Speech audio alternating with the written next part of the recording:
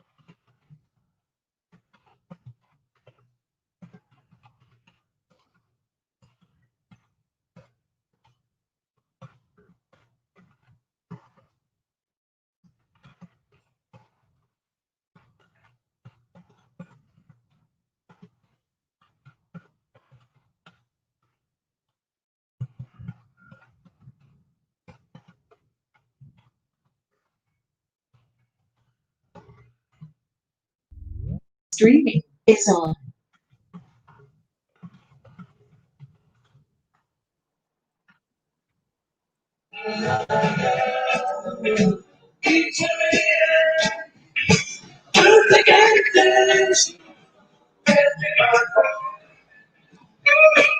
Just you and me, Pat?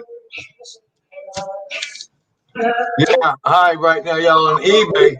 I want to order from Lazy Mama some more flame masks that I use on my 39 Ford. They're not shipping. He's not shipping to New York any longer, so I asked him why. So I don't know why he don't want to ship to New York. Well, I got a new computer last week. Can you hear me? I hear you. I gotta shut my music off here. Yeah, I got a new. I got it last Thursday. New computer. It's incredible. Yeah, looks nice and clear. The picture. Yeah, I spoke to John. I got the same one. Well, I asked him advice, and the one I purchased doesn't have a hard drive any longer. It's a solid state. Yeah, digital. Oh my God, is it? I just hit the button. I'm in. I know. That's mine. Is like that too. Love it, love it, love it. So I got some show and tell, some models I finished, and just been building. Know what I got? I was on eBay last week. I love the 56 Nomad. If I was Jay Leno and I had his money, I would have the 3 Nomads. So yesterday, the 57 came to Revel. It's an old kit with the cardboard gas station. And today, I got the 55 Nomad AMT Ertel, the 2002 edition.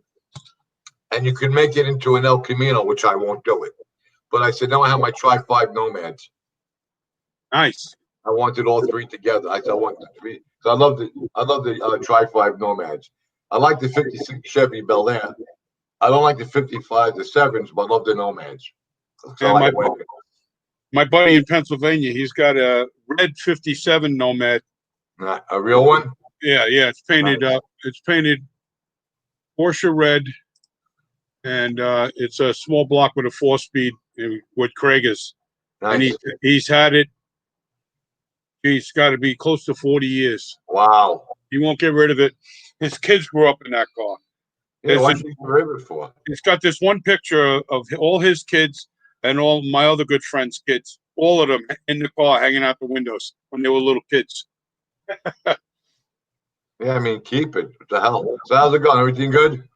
Yeah, all right. The old man's being a real chore, but what are you going to do? It's the age. Yep. It's the age. How old is he? 94. God bless him.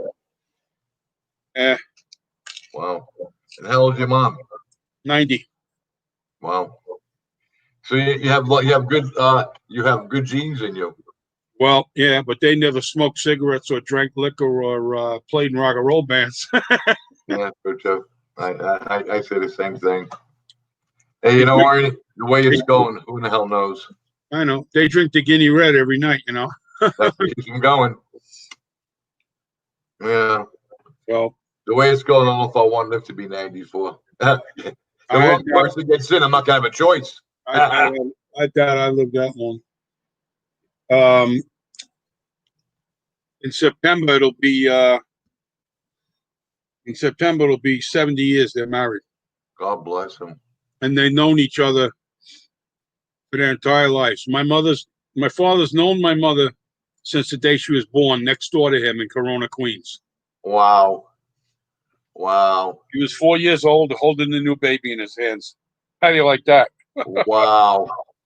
In those days, Corona was beautiful. My cousin lived in Corona. My uncle built his 6-family house on Corona Avenue, 102nd Street. Right across the street from that little park by Scatoros used to be. I don't know the area good. The only thing I knew about it was we used to go there, park our car in my godmother's parents' driveway, and then we'd walk to the World's Fair. Yeah, they were close to the fair. Yeah. Those are the days when it was nice. Yep. The only part of Corona now is the little Italians by Spaghetti Park. Other than that, it all went to shit like everything else. Yeah. It all went to shit. How about that place, Corona Ice? Is that actually in Corona? The Italian ice place? The Italian ice? Yeah. It's on Crown Avenue and 108th Street. Matter Yeah. of fact, if you ever watch The King of Queens, the credits, when opening credits, that's Lemon Ice King. I was there about 3 years ago. It's still there. Oh yeah, when we come home from whenever we go to a Yankee game, we always stop there on the way home. Yeah. Yeah. Place is always packed. Yeah. I mean, it's a landmark. I used to love the fair. We used to go to McDane, then to the fair after the game. Yeah, I loved the fair when I was a kid. You know, I got to go a lot because we went, the 2 years. I got my father's plate, and I'm hoping someday I'll be able to get a 64 or 5 Ford again. Yeah, I have my father's plate, 64 World's Fair. And use that plate. Yeah, I'm sorry I didn't buy a Ford 64, but hey, you know what? Live and learn. Well, I had 365 Fords already. I had the 4-speed Galaxy. They're coming back, Ernie. I had Big the money out of the Galaxies. and I had the Falcon Futura with the V8. That was a nice car. It was. That was a nice car. My friend just got a 66, I don't know what he paid for it, Galaxy 500 XL. Oh, they're beautiful. 5.7 motor, automatic. Yeah. It needs a little bit of interior work, but the car is pretty straight. Mm. And he's a Ford guy. He has a Cobra, he has a Mustang. They're coming. Those Ford Galaxies are becoming very, very popular. I know. The last time I was at Ford's at Carlisle, I was talking to one of the club guys, the administrator guys, and I told him about the car that I had. It was the first car I ever bought. I bought it when I was in auto school in Denver. $700, 6 years old, off a used car lot, right? All turquoise, black knitted vinyl interior, 390 hypo, top loader 4-speed, dual exhaust, and no power options at all. Had black rims with moon caps because somebody sold the other caps, the deluxe wheel covers. I didn't even have power steering, but the thing didn't weigh much. I came home on Long Island. I'm beating guys with 383 Roadrunners and like the 325 horse Chevelles and stuff. The guy said, if I ever recover the registration, to get a hold of the club and give them, the numbers and my name and everything.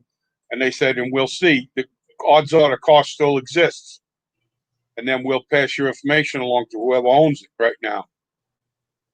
You think the car still exists after all these years? Well, they think so because of the way it was ordered. Okay.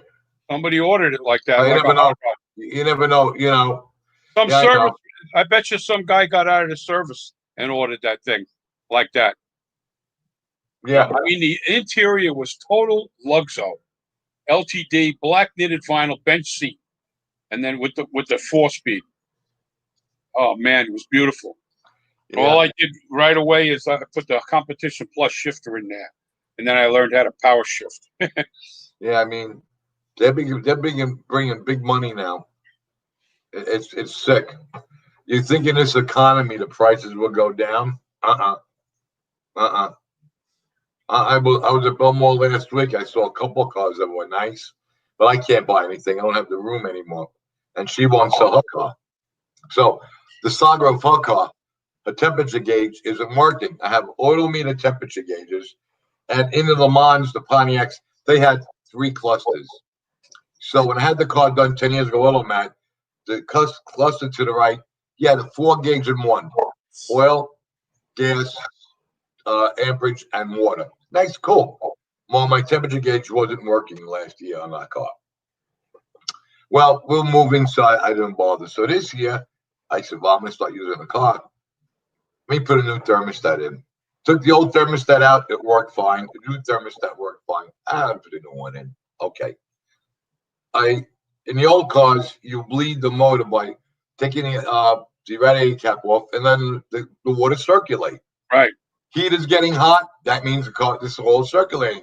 Right. Not a problem. I called John up. He said, you test the gauge. I said, refresh my memory. What do I do? Disconnect it from the sensor. Put the ignition on. Don't start the car. And ground the wire to a piece of metal. That gauge should jump up. Did it. Called him up. It jumps up. He says, Your gauge is good. Okay. Now we do new sensor. I go to Calvin in Merrick, gives me a sensor. Doesn't fit. Okay. No, that one fits. Okay, I got the one I got before at another place, Square D, that didn't fit. But I put it in and it's not, I attached the wire to it. It's not working. Fuck me. So last week I went to Belmont and one of the guys in the club is a retired auto mechanic. I was telling him the story. He said, what gauges do you have? Odometer. The only sensors will work. The only sensors that you could buy are their sensors. No other sensors will work with odometer. You're kidding me. No, I'm not. Called them Monday, odometer. That is very true. You have to buy the sensors that we make for our gauges. Part number 2258. Nothing else works. He goes, nope, nothing else will work. So I went to S&K yesterday. They had the part. I brought back the two other sensors. They were not happy to give me the money back. Oh, well. And now I have it in my car. I didn't put it in yet. I'm going to put it in tomorrow morning, but that should do it. But something so simple. Yeah. How come you're upside down? Me? Yeah. I don't know. Now you're okay. Oh. Somebody did something there. Somebody else is upside down now. Hey, Rich. Oh, that's Dominic. Guys, what's up? Oh, how you doing? Oh, that's him. He was upside down. Yeah, the phones get the phone and app is getting weird. What's going on, guys? How Hi, you Dom. doing? So that was my saga for the week. Then the computer crapped out a week ago Tuesday. I said I had to fix 3 times. It's not working. I'm gonna get a new one. It's 6 years old. Got this What? one Thursday. Man, let me tell you, what a difference. Amazing, man. Oh, I mean, everything goes on instantaneously. Yeah. Doom, you're there. That solid state is incredible. Yeah. But you know, they're not cheap. I said, oh well, you know. Well, I got I didn't buy a whole computer. I just bought a laptop. I bought a what do you call it? HP laptop. This is an HP all-in-one. And then because I don't on the laptops, I don't like using the little keyboard and I don't like using that little touchpad. Oh, I don't like that either. Yeah, so then I bought a Logitech, which is good because I had a mouse on my other computer. I got a little wireless keyboard, regular size keyboard, and a wireless mouse in a package deal. So I got the whole thing out the door from a place over in Merrick there, Micro Center. Microsoft, yeah. Yeah, out the door, the $350. Wow. Took it home, plugged it in. My brother-in-law got it all sorted out for me and everything. I Is bought that- this on Amazon. And I said, okay, you know what? John said the more money, but it's worth it. It's got a lot of DRAM. I could do artwork on this. It's more than I need, but it's okay. Oh, yeah. You know, I said, it's okay. My wife has a laptop. I don't like them. I like the desktop. But this is all in one. So I said, you know what? We're not going on vacation this year. Let me treat myself. Screw it. Well, guys, here's the thing with all-in-one computers. They put all the components in the screen, and therefore it creates a lot more heat and friction, and it also produces performance. So it's more convenient, but in terms of performance or actually doing a lot of things on it, they're not really that good. It's recommended to get like a desktop with a good CPU and graphics card. Well, there's no moving parts in this new computer. I know. It's all solid state. Yeah, that's how my laptop is. It's all digital. It runs on Windows 10. And like we just said, I turn the thing on. Within 15 seconds, I punch in my password, and that's it. It's on. I don't have to do nothing. No, it's great. It's great. I mean, I don't do any graphics on it. You know, No. I go either. Amazon, eBay, and mail basically. But it's okay. So we'll do show and tell when everybody else gets on. Yeah, I got my package from my first thing I ever ordered from Auto World is here. It's just a model kit and a slot car, no big deal. I'm building Yellowcott. Oh, I yeah? tell you, these kids, these old kids, the fit and everything else, not like the new kids. Oh, yeah. They don't. I They know don't. those things were bitch. They were a bitch. Wow, I got Dom, one that's hopefully. beautiful. Oh, that's Richie's. Yeah, that's mine. Wow. Wow. I saw the Cadillac. I thought Dom built it right away. Wow, look at that. What kid is that? It's the Rebel kit. You built it? I built that. It's this one. Nice. Wow, that's pretty new, right? Well, they just re-released it, but it's the 2017 issue. It's basically the same as the new issue coming out. Wow. Hey, you know how they were saying that the hobby Was is really picking up because of everybody being at home? Yeah, I- I saw that article. It was Within the because- last 2 days, I've been in all the Hobby Lobby stores, and all of the model sections got big holes in them. Holy shit! It's Wow. amazing. And the paints, there's paint sold out and stuff. Brushes, Yeah. glue. Well, I went to Men at Arms Hobbies a couple weeks ago to get me some Tamiya paint because at the time Bayshore was only open for curbside. Only you couldn't really go in Yeah. except like pick up outside. But Men at Arms, he was open for some browsing and stuff a couple weeks ago, so I got Tamiya spray paints from him. Oh, Jim is still there. He said he was closing last time I was there. When were you last there? Oh, at least a year ago. No, he's still around, still going. He used to sell. He used to buy all the HO parts from a distributor for one of my clubs. I imagine you went there during the slot car heydays in like the 70s, 80s and stuff, you know? Yeah, but I didn't have to go there to get my stuff. I was getting it from other places and from wholesalers and everything else. You know, one thing I forgot to do today, I wanted to call Willis Hobbies and talk to Kenny and find out what the deal was because I was going to tell him. Are they open? Well, that's what I was going to ask him. We're having a meeting. What's the status of the store? Are you moving yet? What's going on? I wanted to pass it along. But next Who time. knows, you know? He's moving again? Yeah, he said they're going to move out of that big store. Yeah, because Steve is retiring. Oh, I see. So they're not going to be on Willis Avenue. Where are they going to be moving to? I don't know. They They sold own the building. They're selling the building. they sold the train layouts. Yeah. Oh, so wait. So so are they actually closing down, or they're moving to? No, a they're different... moving. No, they're moving. But I wanted to find out, some more information. Well, don't be surprised if they're going to close the whole business if you say the owner's retiring and the It's only one, though. It's only one. There's a family that owns that. Yeah, but don't be surprised if the family doesn't want it and they want to sell it off or they want to close it. Just given the way the economy is going, who knows? Well, the economy for hobbies is good, though. Well, People are doing stuff. Well, but like it's not as big as it was because people are doing and to do indoor things like entertainment, like watching movies, playing violent video games and stuff on their PCs and whatnot. The hobby is big, but it's not big for today's youth. Today's youth would rather go on Facebook and troll people.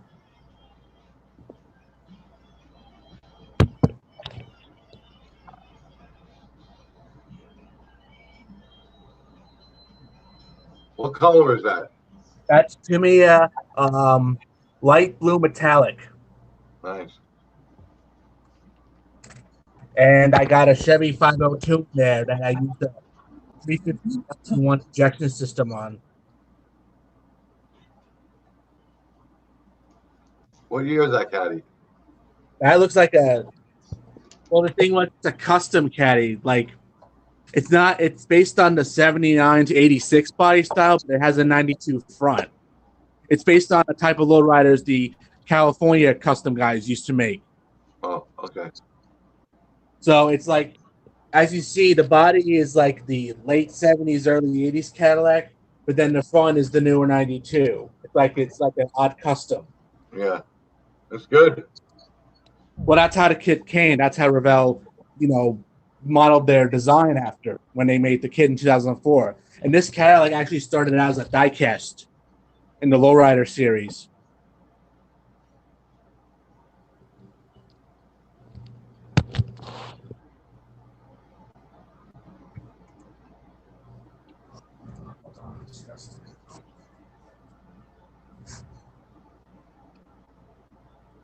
happened to Pat? We lost him.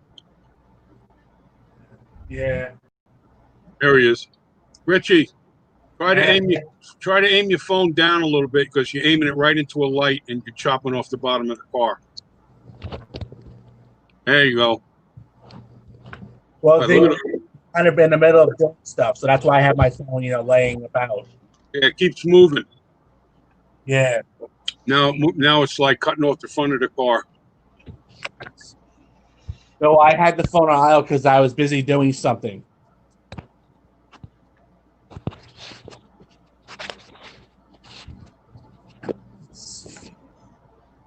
Forgot to have my most recent builds ready. The slot cars I just finished.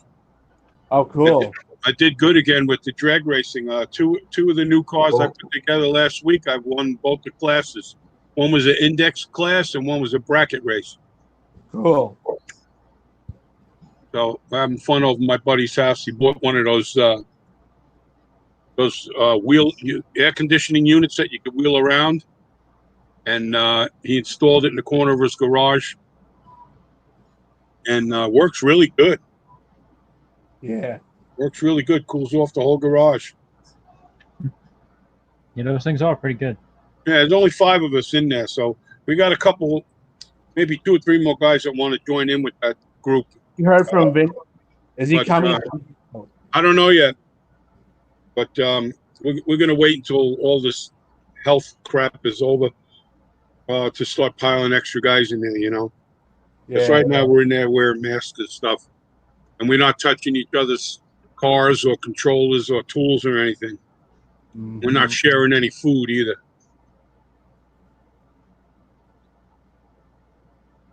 But we're having fun with that. It's nice because you can do the whole HO scale. You can do the whole thing in the garage, Right. The track's about 20 feet long. That's it.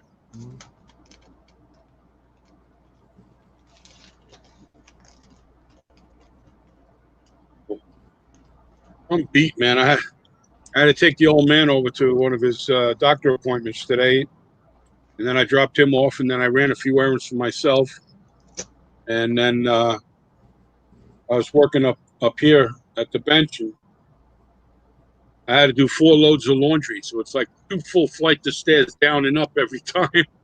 Yeah, I do that every day. Oh man! And I can't use a basket. I have to carry the laundry all in my hands.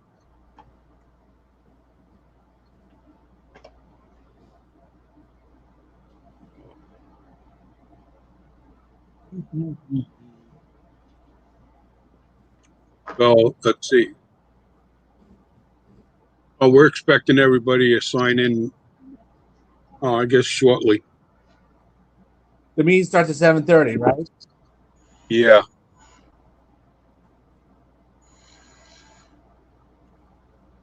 Chrome is using my. Yeah. Well, what else would it be?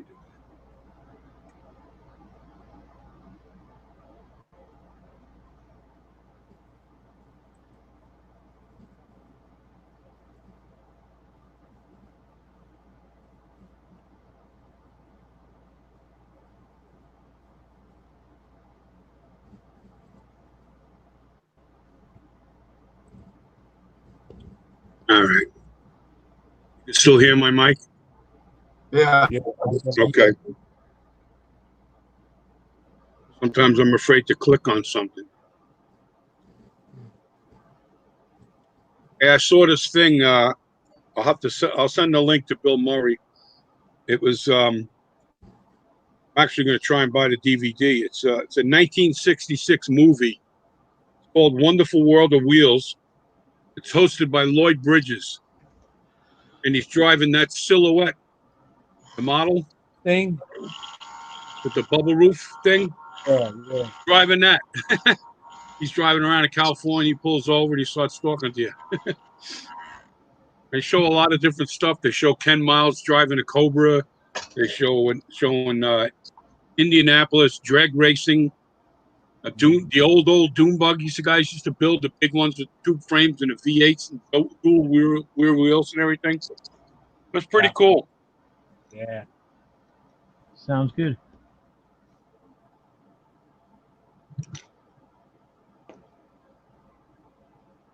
I don't have anything up here. I see my in Model Code Mag about how I started building. Which one? Did you like the article, the thing I wrote for like how I got started building? Did you guys see that one? I think so. I didn't read the newsletter yet. Rich, that light in the fan above your head, can you have the fan on and not the light? Is that the only light in the room? The only light I have. Oh, okay. All right. You should try to put the phone up a little bit so it's facing towards you instead of up so much. I'm tapping towards my chest with the Jurassic Park logo. Yeah, because it otherwise it shines right up into that light. Yeah, I know.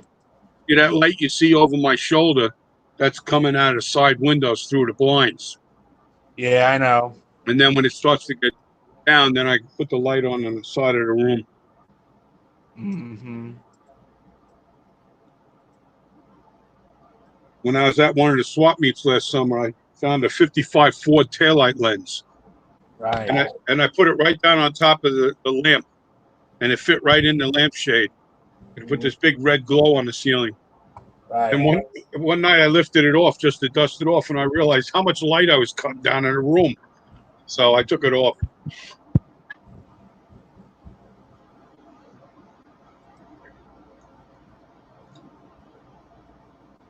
So you still got her Le Mans, right? And then you got the Vet and the Volvo, and you got the Ford truck, right? No, I got rid of the Ford truck. I bought a Volvo 2 years ago. Oh, so you bought the Volvo, and what model is that Volvo? Yeah, she just got they took back her 18 was a lease. I bought mine. They just took her Volvo back 2 weeks ago and gave her a 20 with a $45,000 lease. And which model is it? The Volvo? Yeah. The inscription. You familiar with the models? Well, yours is a wagon, right? No, it's a SUV. It's a crossover. Oh, it's an SUV. Okay. Yeah.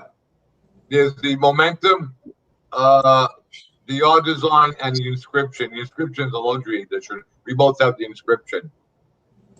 Okay. Is a 4-cylinder, 250 horse with turbo. Mine is a 4-cylinder, but I have turbo and supercharged.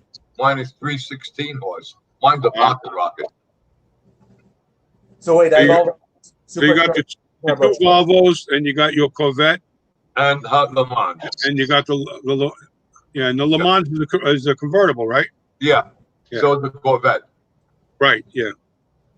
Yeah. The Le Mans is a beautiful car. One's beautiful. She don't want to sell it. It's okay. It's your car. So I keep it up, and we had that last week. I got to put a sensor in tomorrow.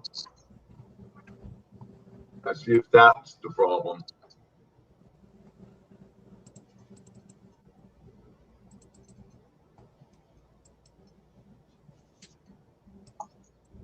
So what's going on with the center? Has anyone gotten back to anyone at the Bayport Center? I don't know. I didn't speak to Rich yet. Oh, We'll ask him tonight. I think by September. So you think I'm talking about the meeting. Rec Center, I don't know. Well, it depends if the Rec Center will open by August or September, because that's what we need to find out. Yeah, but they're not going to. We already canceled the show. We already put the word out. No, I'm talking about like the Bayport Center, for where we hold the our Rec Center. Yeah, well, we'll see what they limit the amount of people to the meetings. That's the whole thing with that. Yeah.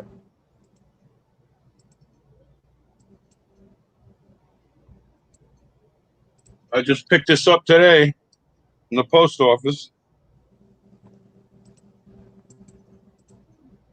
Let's get out my beater X-Acto knife and open it up. Hope the model's not crunched.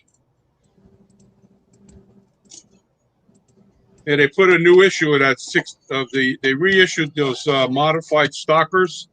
Yeah.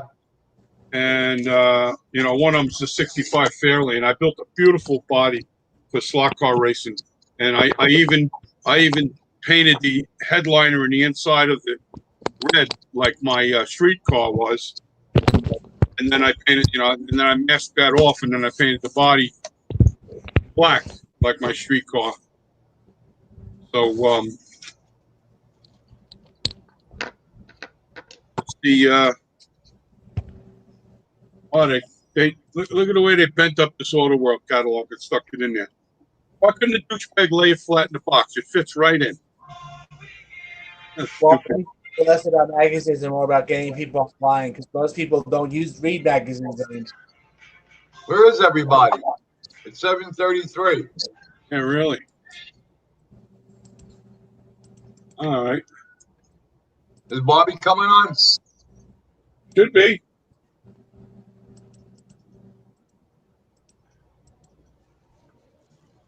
Well, it is just such a great pack job, I'll tell you that. Here's my pearl white. Can you see it over the glare? There you go. You can see it. Yeah, it's a pearl white 2016 Mustang Fastback with double red stripes. Nice. It's the I-Wheels version. They all have pearl white bodies, and they got white tires, and the whole chassis is molded in white. I'm doing my other a la carte in pearl white. It's a beautiful color. I'm going to. I just use the body, and then I sell the whole chassis for $20 at the slot car show.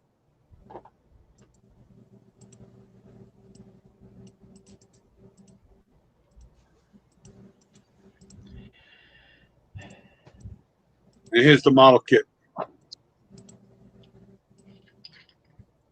Yeah, right. You only can build it one way? It's a stock car. Okay. It's got them radius wheel wells and everything. Right. I just like doing my own with the 44.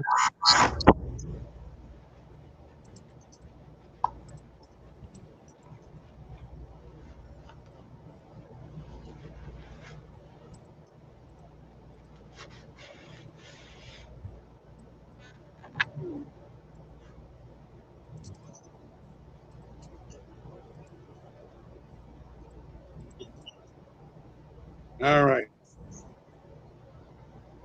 How much for that deal?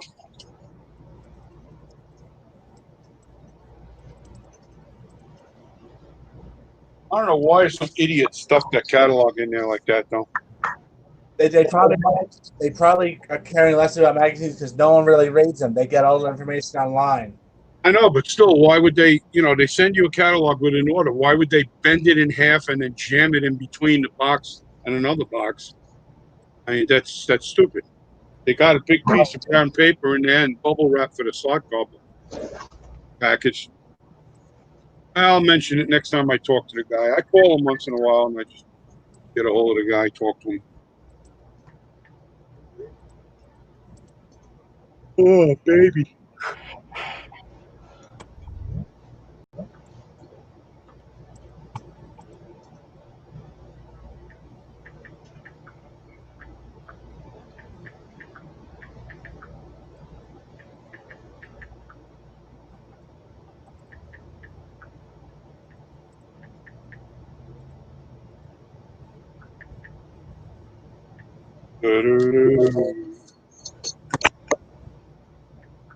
There he is.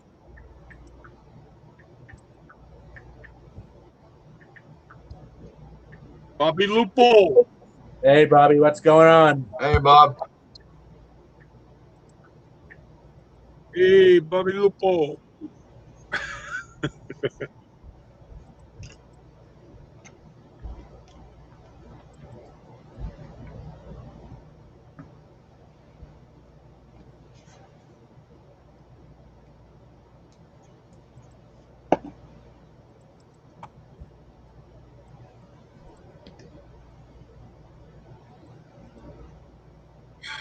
Oh, look.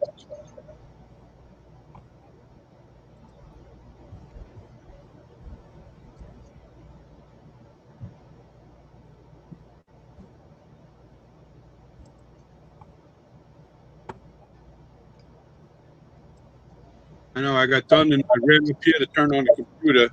And then I was like, oh shit, you left the shit in the basement. I'm not going down there again. Who the hell's bothering me? Uh-oh. Yes, my dear. I'm sitting here looking at something.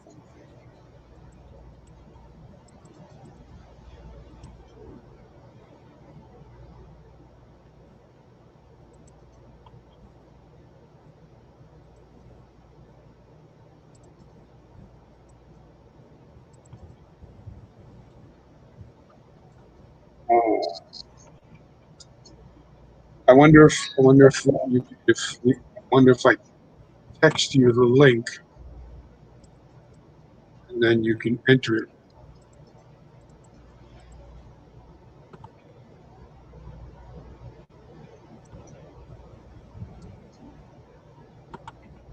Yeah, but if I text your phone and you get the link, then you should be able to put it in the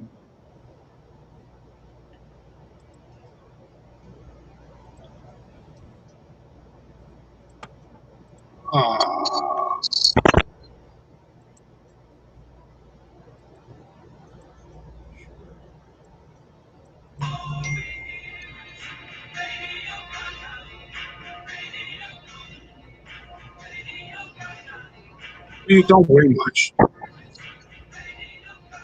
I don't mind supporting you, even with my bad back. Yes.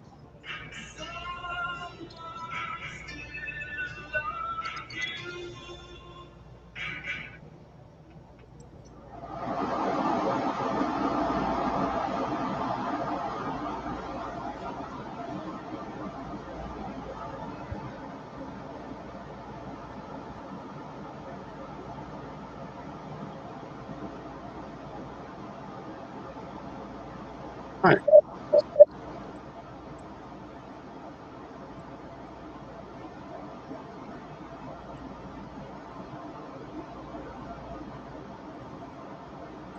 Yeah, but I thought that happened. What happened?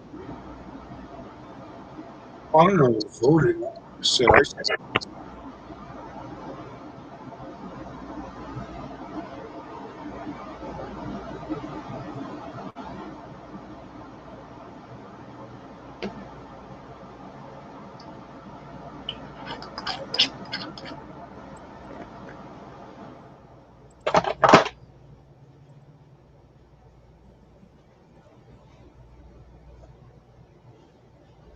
Is Richie coming on?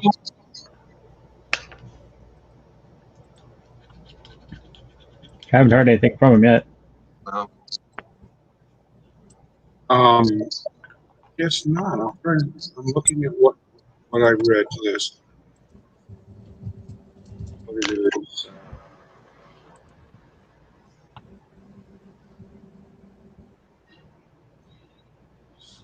There will be. Hi guys. Hey, what's up? My glasses. Damn it.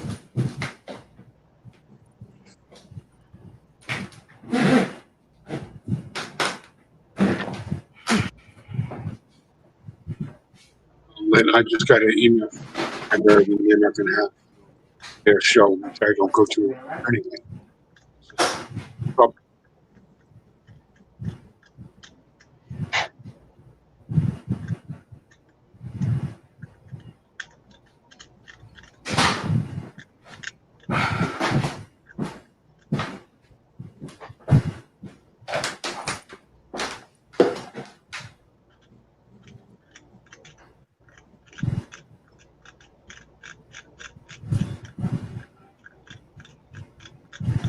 Oh, I see. I'm looking at the letter that you sent to Bill.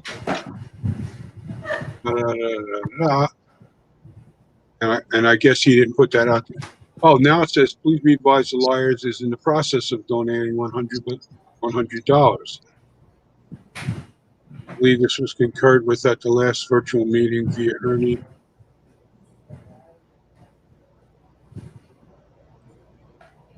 All right, we'll see what happens.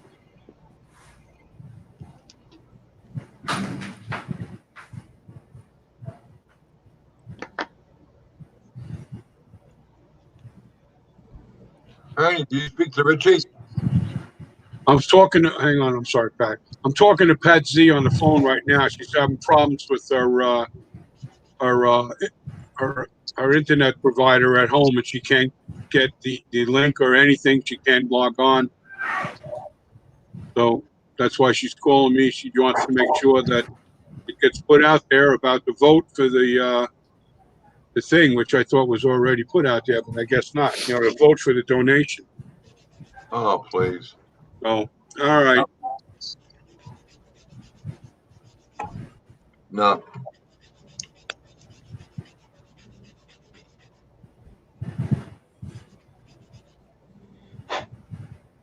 I know.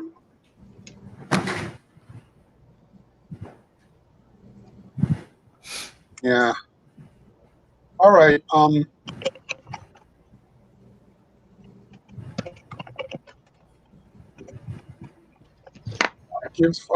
Give me a call tomorrow in the afternoon. I'm going to have a late morning appointment with my mother, and then I'm going to take her to the supermarket and do a few things, and so I'll be back in the late afternoon. Yeah. Well, I told her, I said, if it's really packed, we're not going. But she's like, well, we have to get stuff. I said, well, then I'm bringing you home.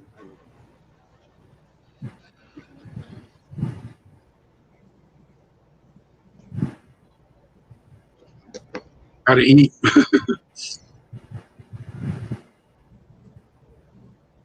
Yeah.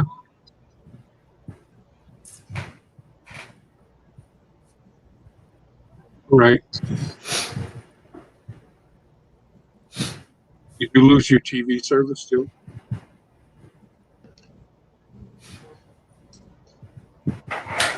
What kind of TV service do you have? Oh, Fios. Yeah, well, that comes over their fiber optic network.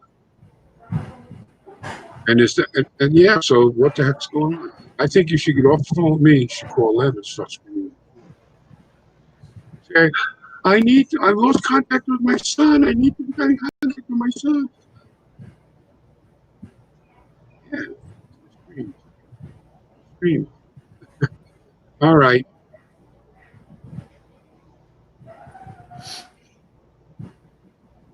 Hey, Bobby,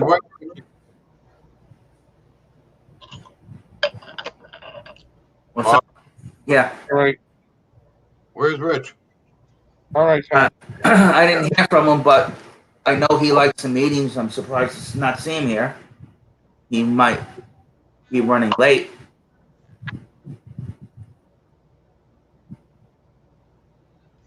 All right. Let me click back. Okay. Yeah, I just spoke to Pat. Something's wrong. She can't use her tablet, her phone, or her computer. Something wrong from Fios, but the TV works. Monte Carlo? I said, well, Yeah. then you can get on the phone with Fios and start screaming. The stupid camera is on top of the computer. Why? I don't know. That's where they put it, because figure that it's aiming at your face. That's okay. You don't have. It looks worse to you than it does to us. I always hated that. Sedan delivery. Another bitch to put together. Gonna go on $15. Tamir root beer brown. Looks What's like that? a Is that a 31 Revell? No, it's a 27. Oh, a 27. An old Revell kit.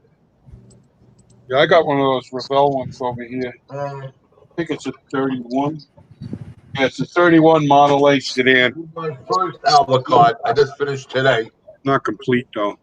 Where can I go? Oh, look at that. Different color. Yeah, I made a Roadster Alucard, and I'm doing the other one in pearl white. I love the avocado. Huh?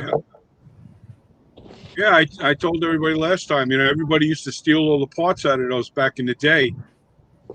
And then But you see the fit on here, they don't fit. know. They don't fit the right way. Nah, they don't fit well at all. Thank you. I thought it was me, Bobby. I was going No, nuts. brand new kit 10, 15 years ago, they don't fit well at all. Maybe even 20 years old. What do you eat? Pizza, Bobby? What are you eating? A pizza? Wendy's burger. Nice. I had just a couple. bite it on the camera because Bill was all over the internet. On the way home Monday night from drag racing, I hit Wendy's in Seaford, and to get 2 doubles plain, and then I go home and I put my own condiments on there. Put your own condom on there? Yeah, I put my condom on there. I hope it's not full. Hey, Bobby. Yeah. I was telling Ernie before you came, I have a 56 Nomad. It's the beach edition. I bought it at a show last year. My favorite Chevys are the Tri-5 Nomads. I went on the internet last week, went on eBay, $20. I got the old Revell 57 with the cardboard gas station. Yeah. Not a bad kit. It's made for custom. The wheels don't give you the stock wheels, but it's okay. And today I got the 55 Nomad AMT. It's an Ertel 2002. Got those weird headers on it, right? Yeah, and you like the same as the Badman heads. All right, you could make it stock, which I'm gonna kind of do like a resto mod. You could do a custom where you chop off the back of the roof and you put like a El Camino bed. But I don't want to do that. And it has some nice custom parts. But I'm gonna do that basically stock. I have the excuse me. I'm gonna do ghost flames on it, and then I have the 56, which I'm really gonna do radical. Loaded suspension, the interior. But I got my Tri-5 Chevys now. I'm good to go. I'm all done. Got the House of Color paint. I'm good. I'm doing my 57 wagon, the Del Rio. That's went in the brake fluid to strip it because the paint came out awful. So I'm using House of Color like a cinder red and silver. I don't know if I want to do diamond silver or just a plain silver. I'm gonna do two-tone. I use those bucket seats already from Monte Carlo in the interior. What, the ones you got from me? Yeah, but the thing is, I measured them against the real seat, and the buckets were low. So I took some scrap plastic and I raised them up so it'll be the same height. So Yeah, that usually happens. yeah, but it's cool though. With the console, 4 bucket seats in a console, black interior with some silver accents. The outside is going to be silver and that cinder red from House of Color. And then the chrome, I took off the top part. We don't have to put the gold in there. So I only have the one strip on the side. I'm going to do that in black chrome. I said, that looked good against the red and the silver. Something different. Yeah. That's my next. Once I get rid of this white Alucard I'm doing. Man, Bobby, I thought it was me. I'm going nuts. No. I said, I think they came out with that in 2001, maybe 5. I can't remember. But it did not fit well at all. And but Bobby, I couldn't wait for it to come out. And it sucked. They made the kit back in the 60s. Right. And they copied it. And they fixed the fit. The Alucard was brand from 2001 with a brand new tooling from the ground up. And it was worse than the first one. The reason why they did that is because the original Alucard parts from the original Ford annual kit were lost. That's why they made a whole new one. Because the original Alucard came with the Model T with a 2-in-1 kit. Yeah, but they lost those parts with the Model T to it when AMT and Earl modified to like different generic companies in the 70s. Awful fit, not show quality. It's gonna go in my shelf, and that's it. Well, you can fix it. Like crazy custom T. What? You have to build it as the Alucard. You just some crazy hot rod or like resto mod or shit, I'm gonna build it. Black and white, which I did, but the paint came out good. But the decals are awful. You put and I use a decal solution. Okay, they bubble up on the edges. You can't get them flat. Oh, oh, $25. Unbelievable. Got to say one thing. The new Lavelle kits, they're good. The decals, the parts, the fit, the finish, they're perfect. The old kits, oh, God. That's a good kit.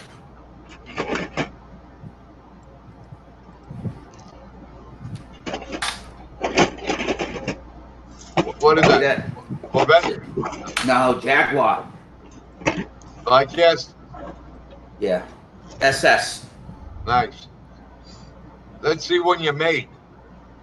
Coming soon. Do you notice I'm not laying in bed? Yeah, I know. What happened? I finished the room. Beautiful. Finished the room. I see Vinny down there. But that Alicon, I can't wait to get it done. Hey, Vinny's coming in. Yeah, I saw him. That's funny. Well, I'll shut that off. I was just going to text him. Somebody call Richie. Hey, Vin. Where are you? Got the car show in Oakdale. He's in Oakdale. Nice. Nice. Yeah.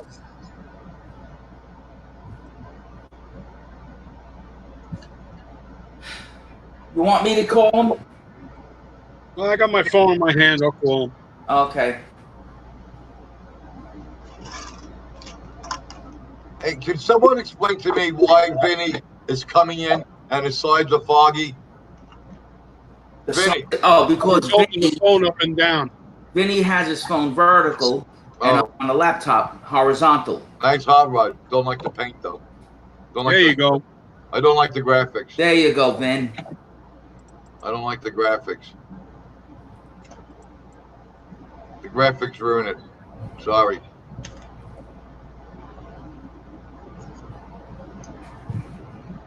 He's not talking. Is that Mike Russo? He doesn't have. That's Vinny. He doesn't have his mic on because he's out. 57. Look at my friend's car.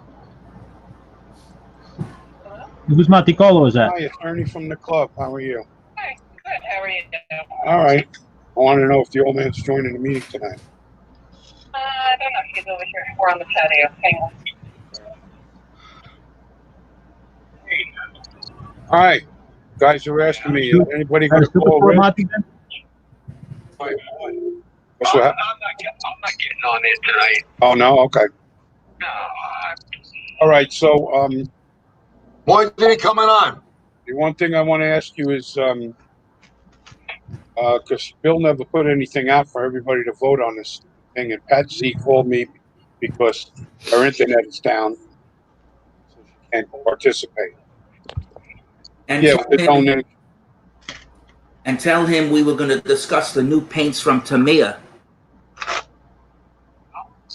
So we're just going to go do it? That's what we agreed on, though. Enough people in. These other guys don't want to get involved in the hell with them. Made the decision to donate $100. Okay. And just. All right, so then I'll go to King Kong and I'll get the thing and then I'll bring it by you and then you. Hey, Ernie, Yes, sir. ask him about the rec center in Bayport. Pat's asking about the rec center. What about it? No news on that, right? No news on that. Okay. All right. All right. All right, enjoy the evening. Okay. Don't play with fireworks. All right, I'll call you when I get the card. I'll come by one day. Maybe we can get Paul and Bill a couple. Okay. All right, enjoy. Alrighty. Right. Bye-bye. Good night. Okay, now he's sitting in the backyard with the family. Okay. He said we all agreed last week that there was enough of us participating here to just go ahead with it. So I'll go get the I agree. yeah. This is a I'll meeting. Right. I'll go to King Cullen. I'll get the card. And then Okay. one day next week, a couple of us will go over Rich's house. Let me know when. And I'm in. You know, and then we could go hang out in the backyard for a little while. and I'll bring the card over, and then he Ernie, can, let me know when. Ernie, do me a favor. Call me. Well, yeah, I'll let you know. give me like a day's notice. Okay, yep. I got to look at all my doctor appointment schedule first. Okay, Pat, so being that you're a board member, you want to start this meeting if there's anything to discuss? Well, not really. I'm just hot on getting this. Well, I'll tell you why. My cousin's husband died. He was a big hobbyist, meaning he used to like make stuff on buildings and all, and he sold on eBay. But the material he has, I don't need a lot of this stuff. Okay, I have my own. So what I wanted to do was have an auction in October or November, a club auction. We don't need the money per se. Whatever we get, we'll put to the club.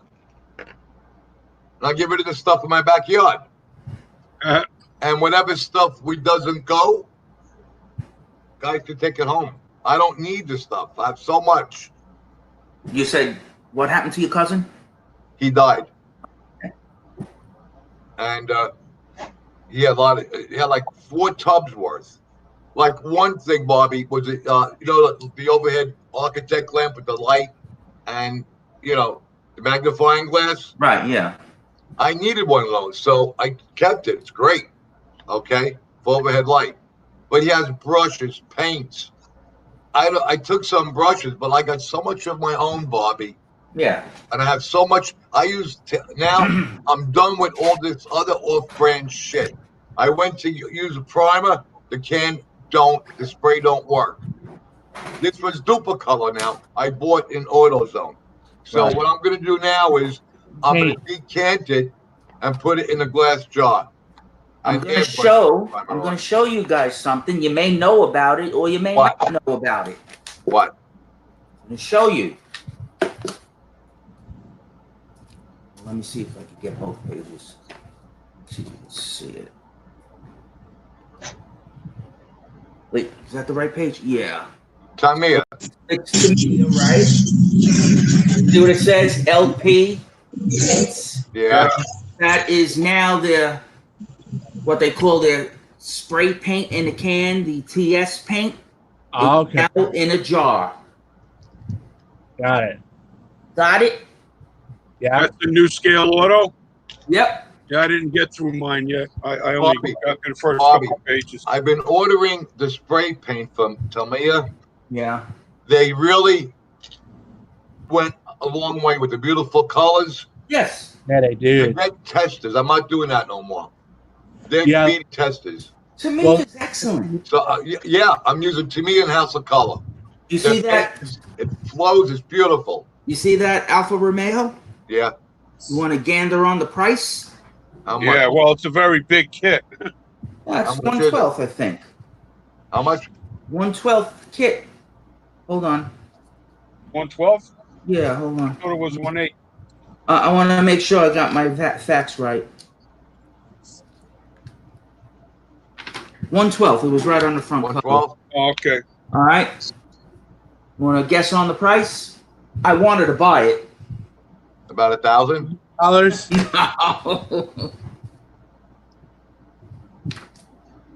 How much? 300. 300. It's not bad. The engine looks spectacular. Yeah, I know. I'm going to show you the I engine. know.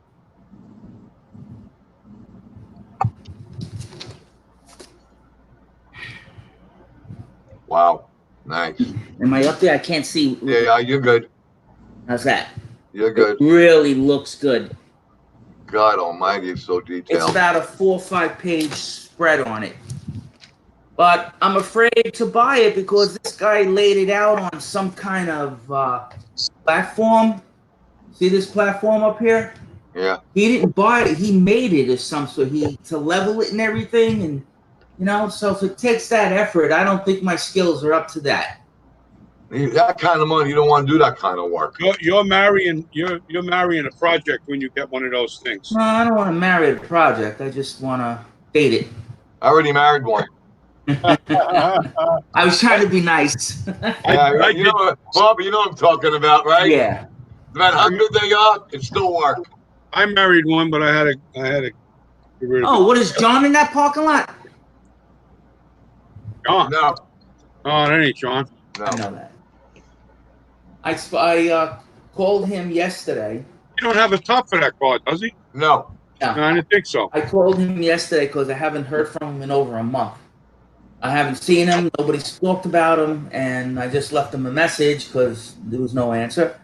And he texted me today, said everything's okay, and he'll call me when he gets a chance.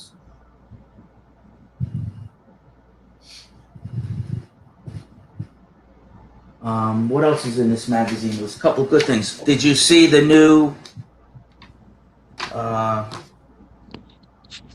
So we talked. Tamiya is coming out with paint in the jar, just Okay. like spray paint.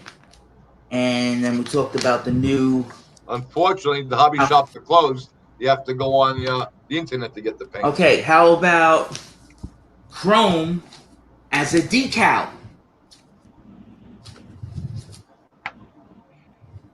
Oh yeah.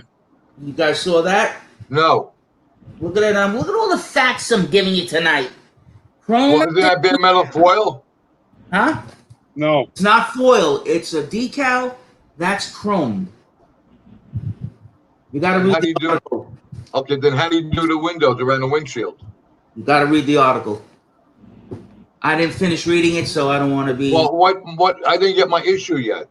Well, when you get it, you'll read What it. month is that? June? Huh? No, this is August. Oh, I didn't get it yet. I ordered the refill of the Motel cocktail Yeah. chrome.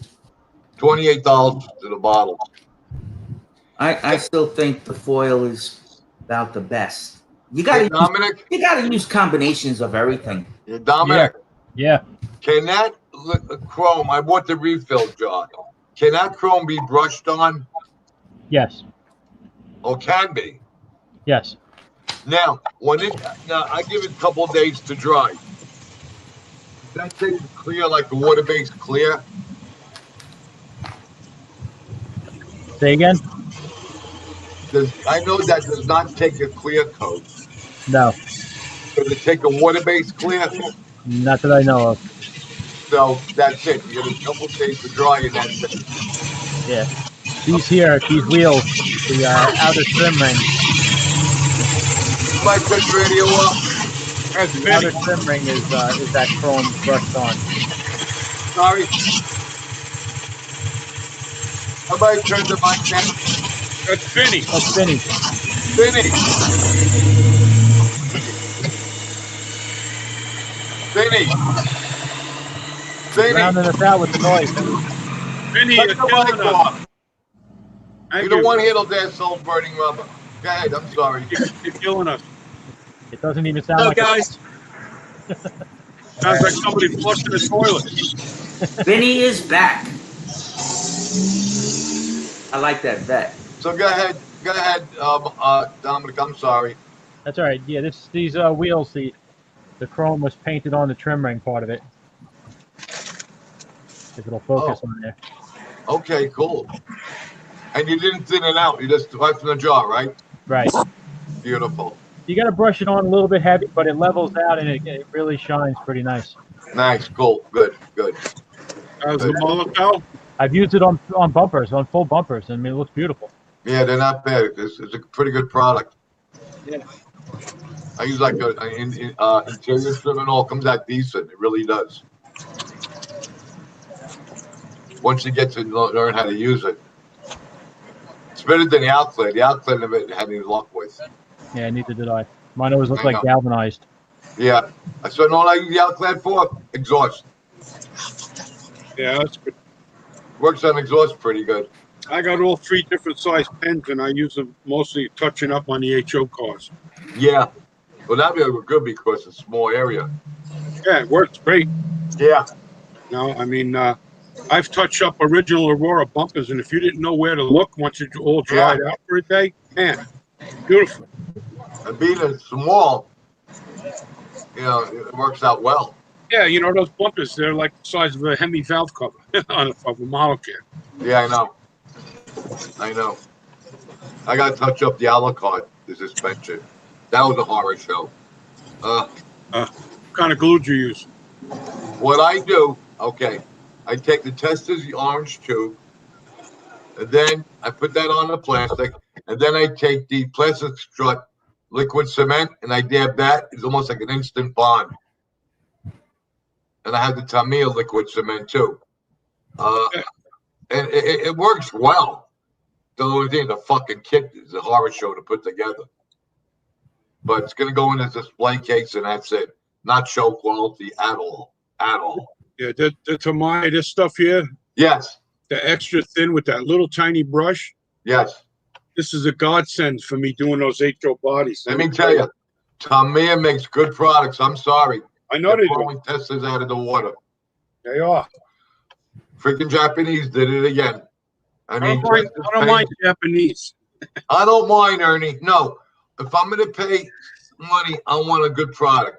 I spent good money for those freaking spray cans of primer, duplicolor Rust-Oleum. I go shoot it, doesn't work. So I'm going to decant it and put it in jars and airbrush my primer on. I'm not throwing them away, but I'm not buying them anymore. I mean, son of a bitch. They changed the formula. They changed the nozzle. God. You know,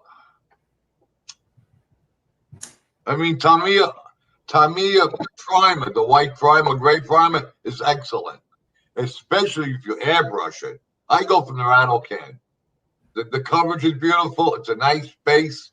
I use House of Color over it.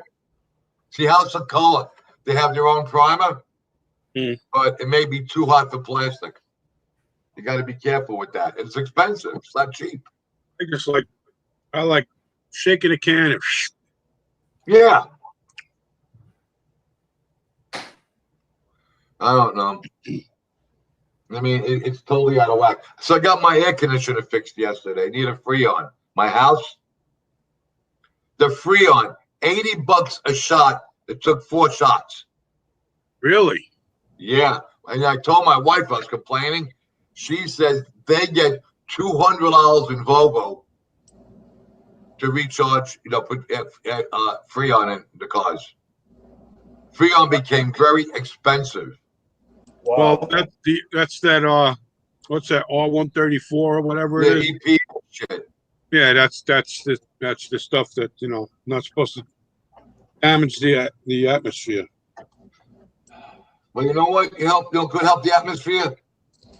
Let's get rid of all the assholes in this country and have clean air again. There you go. You know what kills me? You know what kills me is at the end of the NASCAR races with all these burnouts and shit. And NASCAR is like, oh, we're green. We got all these solar farms and we got this and we got that. And then these guys are doing more burnouts than John Force. Ridiculous. I mean, drag racers, they do a burnout for a reason. No, because we all put NASCAR.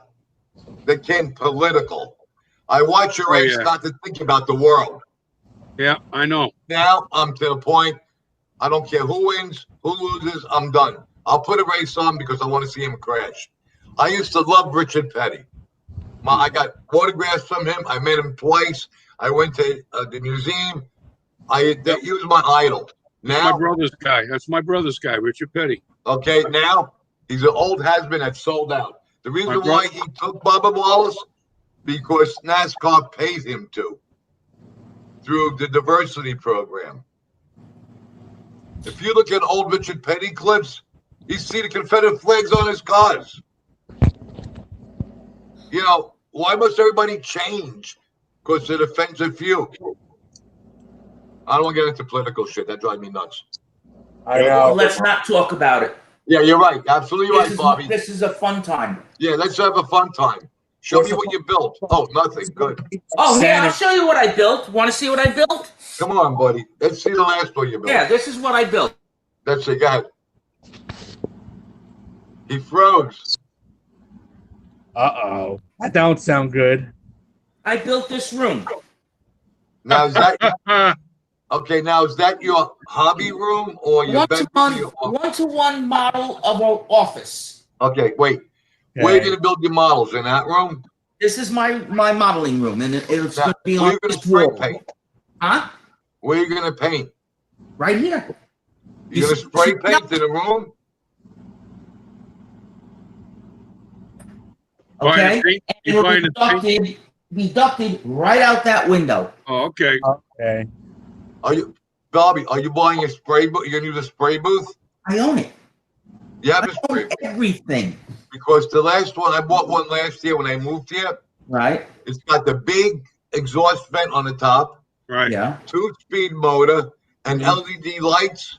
Oh, it's beautiful. And I bought. I have it. I've owned it since '97. I treated myself. Yeah. Love it. I own it. Yeah, we got a Pache one at work made out of aluminum. Okay. I believe in going clean.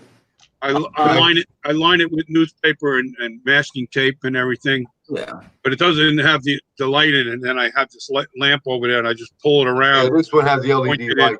Yeah, the LED lights must be nice. You can see what the hell you're doing.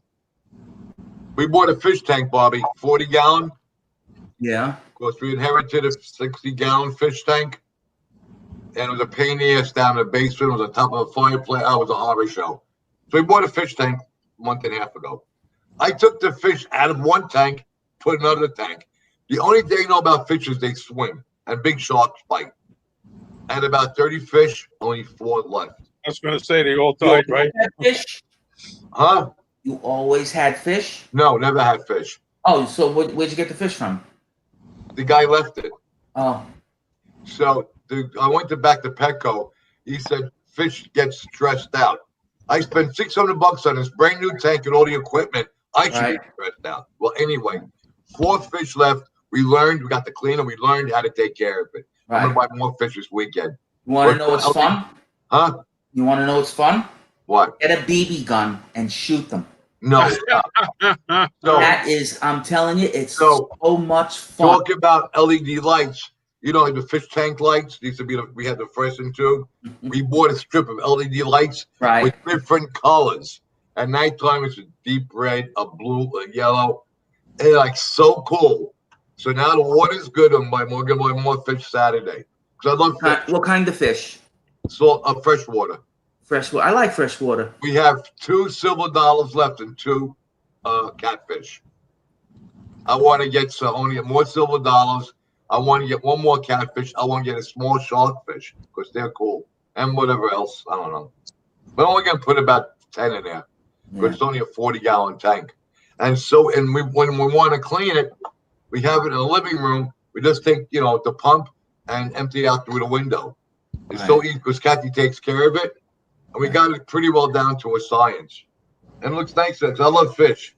At nighttime, when I fall asleep, I hear the pump on for the bubbles. Yeah. When I wake up in the middle of the night, I want to pee. Don't pee in a tank. Let me tell you, man. I fall asleep. I used to get bored, so I would change the fish over, I even had the Oscars. They get so damn big. Oh my God, they get so big. They eat goldfish. They get what? They eat goldfish. They eat goldfish. Well, yeah. you start with the little guppy, the feeder guppies, then the feeder goldfish, and then you start feeding them big fish. What a way to wind up. You're going to be fish food. Yeah. The hell is that, Richie? What? Rich, what you been building? What you been building? I showed the guys earlier. I built. Oh, I wasn't here, Rich. No fair. I was You're late. gonna like this, Bobby. Look at this. Ooh, thing. Cadillac. Is Yeah, that turn it sideways so you can see the wheels. I can't see. I gotta make you bigger. Ride low and slow, living the low life. Wow. A 1980? What year? Well, it's a 70. It looks like a 79 to 86 bike, but it has a 92 front. Uh-huh. It's Would you make it? You Frankensteined it? Well, Revell based this off a custom Cadillac like the California Lowriders did. Right. The 76 9 to 86 bi style, the 2-door, and they put the 9 on it. Well, I think I told Dominic a few weeks ago that when I did my first draft of my inventory, I had 350 car kits. I mean, good car kits, not all the stragglers. So I don't know which one to start with. Find the one that's the most interesting to you. Oh God, so many. If I just think about them, I want to build every one. You know, for every different reason, I love a different kit.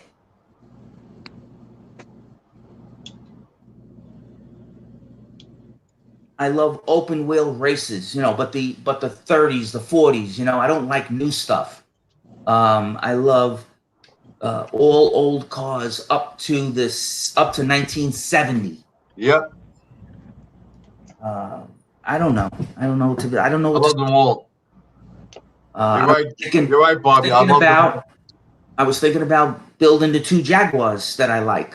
Maybe the 3. I have 3 Jaguars. Do you know how many, Bobby? Do you know how many 32s I built over the years? Shop 32s. Yeah. When it came time to me buy a real car and I sat in one, I had to get out of it. Too small. Oh yeah, right. It's small, right? It You, sucks. you can't put 2 men in it. They get Imagine, Yeah. shoulder to shoulder. yeah, imagine if you're over 5'8". Edit. Look at that stupid shit. That your car, Rich? That Those dunks those guys built. Look, he's got it painted like a NASCAR racer. Boy, these guys do not, man. Some of the car shows I've been watching are really good, but some of them are really stupid. I Yeah, hate really. the Diesel Brothers. The Diesel Brothers Oh yeah, can't stand them. I can't stand most of this shit. Oh, I like Garage Squad. I just like it. Yeah. I like, of course, Chip Foose. I like guy. He works alone. Ian. I can't think of the name of his show. Ian Russell. Yeah, I like Iron Resurrection. Yeah, I like Iron Resurrection. That group is good. That's with the blonde girl, right? That's the guy's wife, Joe Martin's wife. Yes. Yeah, I want to make sure I got the right Yeah, group. well, she runs the office, and then when she goes out with that guy Shaq. Shaggy. She goes out with Shaq. Yeah, Shaggy. Yeah, they go buy the cars. Yeah, she's the one Good that show. she Good controls show. the money. Yeah, I like the way they get the little guy. They scare the crap out of that guy. I like Wheeler Dealers. Yeah, good show. I'm starting to like Ant. You know, I didn't like what they did to the big man, but I'm starting to like Ant. Did you see the car Ant had a special thing? Oh, what a great car! I love those cars. The Alpha he built. Did you see that thing? Yeah, he's building a 1-seater. It's all done. I didn't watch the last episode. I didn't watch it in order. He finished it last year, you know, and he took it to the Grand Prix in Austin, Texas, the Formula One, United States Grand Prix. Yeah. And Alpha had a special exhibit there, and he got to go to a guy's collection to see a real one, a real 158, and he just about shit himself. The guy let him sit in the car. He gave him the goggles and the helmet. Yeah. Well, the only reason why I watch these shows is because I like to see his wife. Yeah, she's nice too. Oh, she's pretty. But I like how he built stuff. He's not schooled. He's got an intelligence that he can just. His calculations are always going in his head, and he doesn't have to explain it or put it down on paper or measure it. He sees it and he does it. He measure with a tape measure. That's how he does it. That guy Ian Russell, he does that too. He measures with a tape measure. He's different. That guy is different. Yeah. There's a few more guys we're missing. He's the metal guy. He does the metal, and then if he wants to paint something nice, then he'll send it to be painted. Right. He built that car for that guy Victor. Yeah. You know that guy, that Hispanic guy. The bubble top Thunderbird. That was awesome. Yeah. The T-Bird was awesome, where he covered all the wheel wells. Right. And then he made like the taillights are all Frenched in, so it really looks like the jet exhaust. Oh man, the thing's awesome. And then the interior. His styling isn't my thing, but I just look at his talent. Yeah. You know. Why is Rich cracking up? No, Rich, we can't see it. What the hell is that, man? Cars with tin foil. Look. Oh, we did that with those slot cars. The guy double tin foil, and he molded it over bodies, and then we put them on our cars with tape, and then we'd race them. We'd keep going. It crashed, the front end pushed up and everything. It looked like a demo derby. Yeah. And what does the tin foil do? The tin foil is what the body's made out of. So when you Oh, okay. crash, it gets crashed in and everything. So you just make sure the wheels can roll and you put it back on the track and it's Oh. all crapped out and everything. Funny. He painted them up by hand, you know. Look at that thing. Oh my God.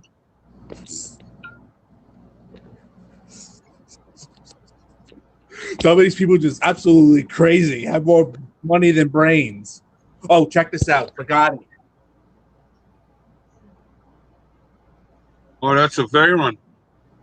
Yeah, but it looks like a 1940s one. The guy customized it. Guy customized a $1 million car. Yeah. Yeah, like it needed it. Ah, That's the fastest car you can buy. I'm into pickups lately. I've been buying a lot of pickups, the new ones, the Mobius. Been buying a lot of pickups. Yeah, they got a lot of nice Ford pickups out there. Yeah. I have a lot of Hudsons that came out in the past 10 years. I don't know what to start. You know, I want to do something.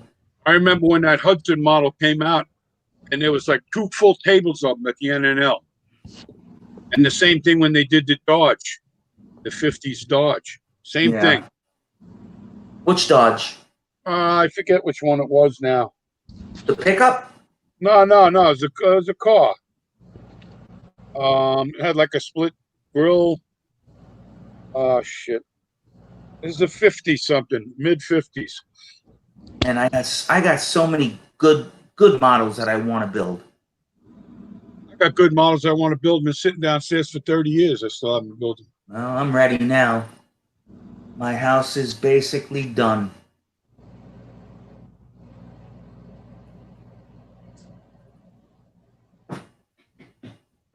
Hey, Richie, you watch those Red Bull, the Red Bull things with the these people build these crazy soapbox cars. They go down the tracks all over the world. he knows. But And like, they flip over and smash and everything. They come apart as they're going down the hill. those are crazy. Oh man, I laugh my ass off. I watch that late at night with headphones. I got to cover my mouth. It's like 2:00 in the morning. I'm laughing hysterically. I know. This is, I got this stuff. Hey.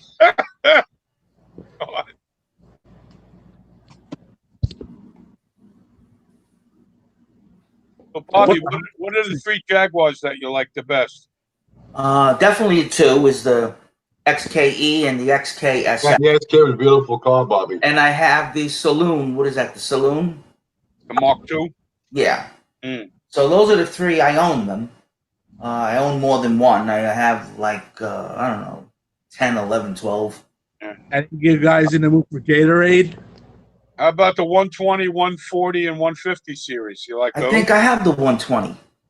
That's the one. I have one that from Revell, Germany that says Saloon. It's the gray car on the box. Yeah. I love the early ones. E-types. I have about 3 or 4 SSs, all Revell, Germany. Like this. This is an SS, right? What? Yep. That's it. Yeah, I have about 4 of these. That's They're actually expensive. These are not cheap. That's actually a C Jag. That's the chassis they won Le Mans with. Yeah, I bought this from Pete. And then they made the D Jag, and then they the D had the fin. The fin. The D was and the competition closed. car. Yeah, D is competition car. This is the what do you call it? Well, the cockpit was open, but one side had a hard tonneau. Right. This is what do you call it? The That's the version. They call it a XS SS. XKS 100 or something. Well, that's what's on the hood. Yeah, XKSS. That's it's the plate they put on there. You guys will like this one.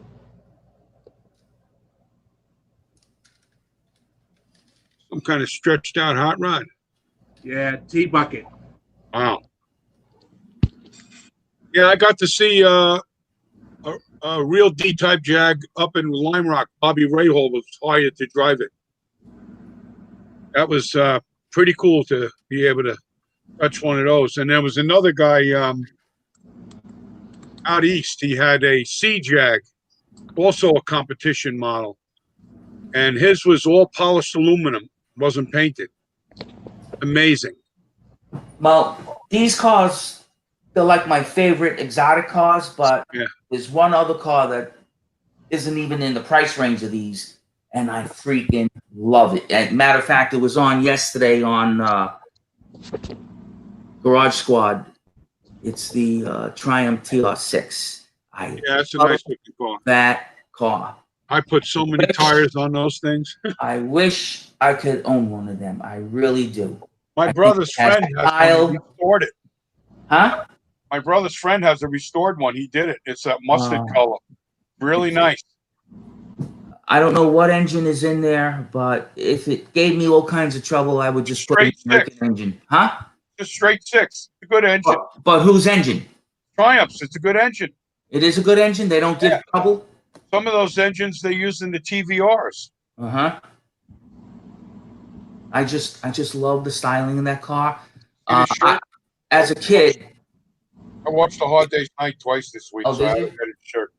as a kid, I worked in a candy store from when I was 13 years old, and we'll say from 1968 to 1982, right? I worked all those years, and this guy, he was 6'6", would pull up in a TR6 all the time. I became friends with the guy. This gigantic guy got out, and he was a thin guy, but he got out of that TR6 like it was nothing. Yeah, there's plenty of room in those. They're full size. But it was and I would sit in it for him because he would run in the store. Yeah. And I would, oh my God, I loved it. Yep, it had nice big doors. The seat was a It looked deep. It didn't look shallow. Right, it wasn't like an MG. Right. It was nice. MG, nice. Spitfires, they were shallow, you know?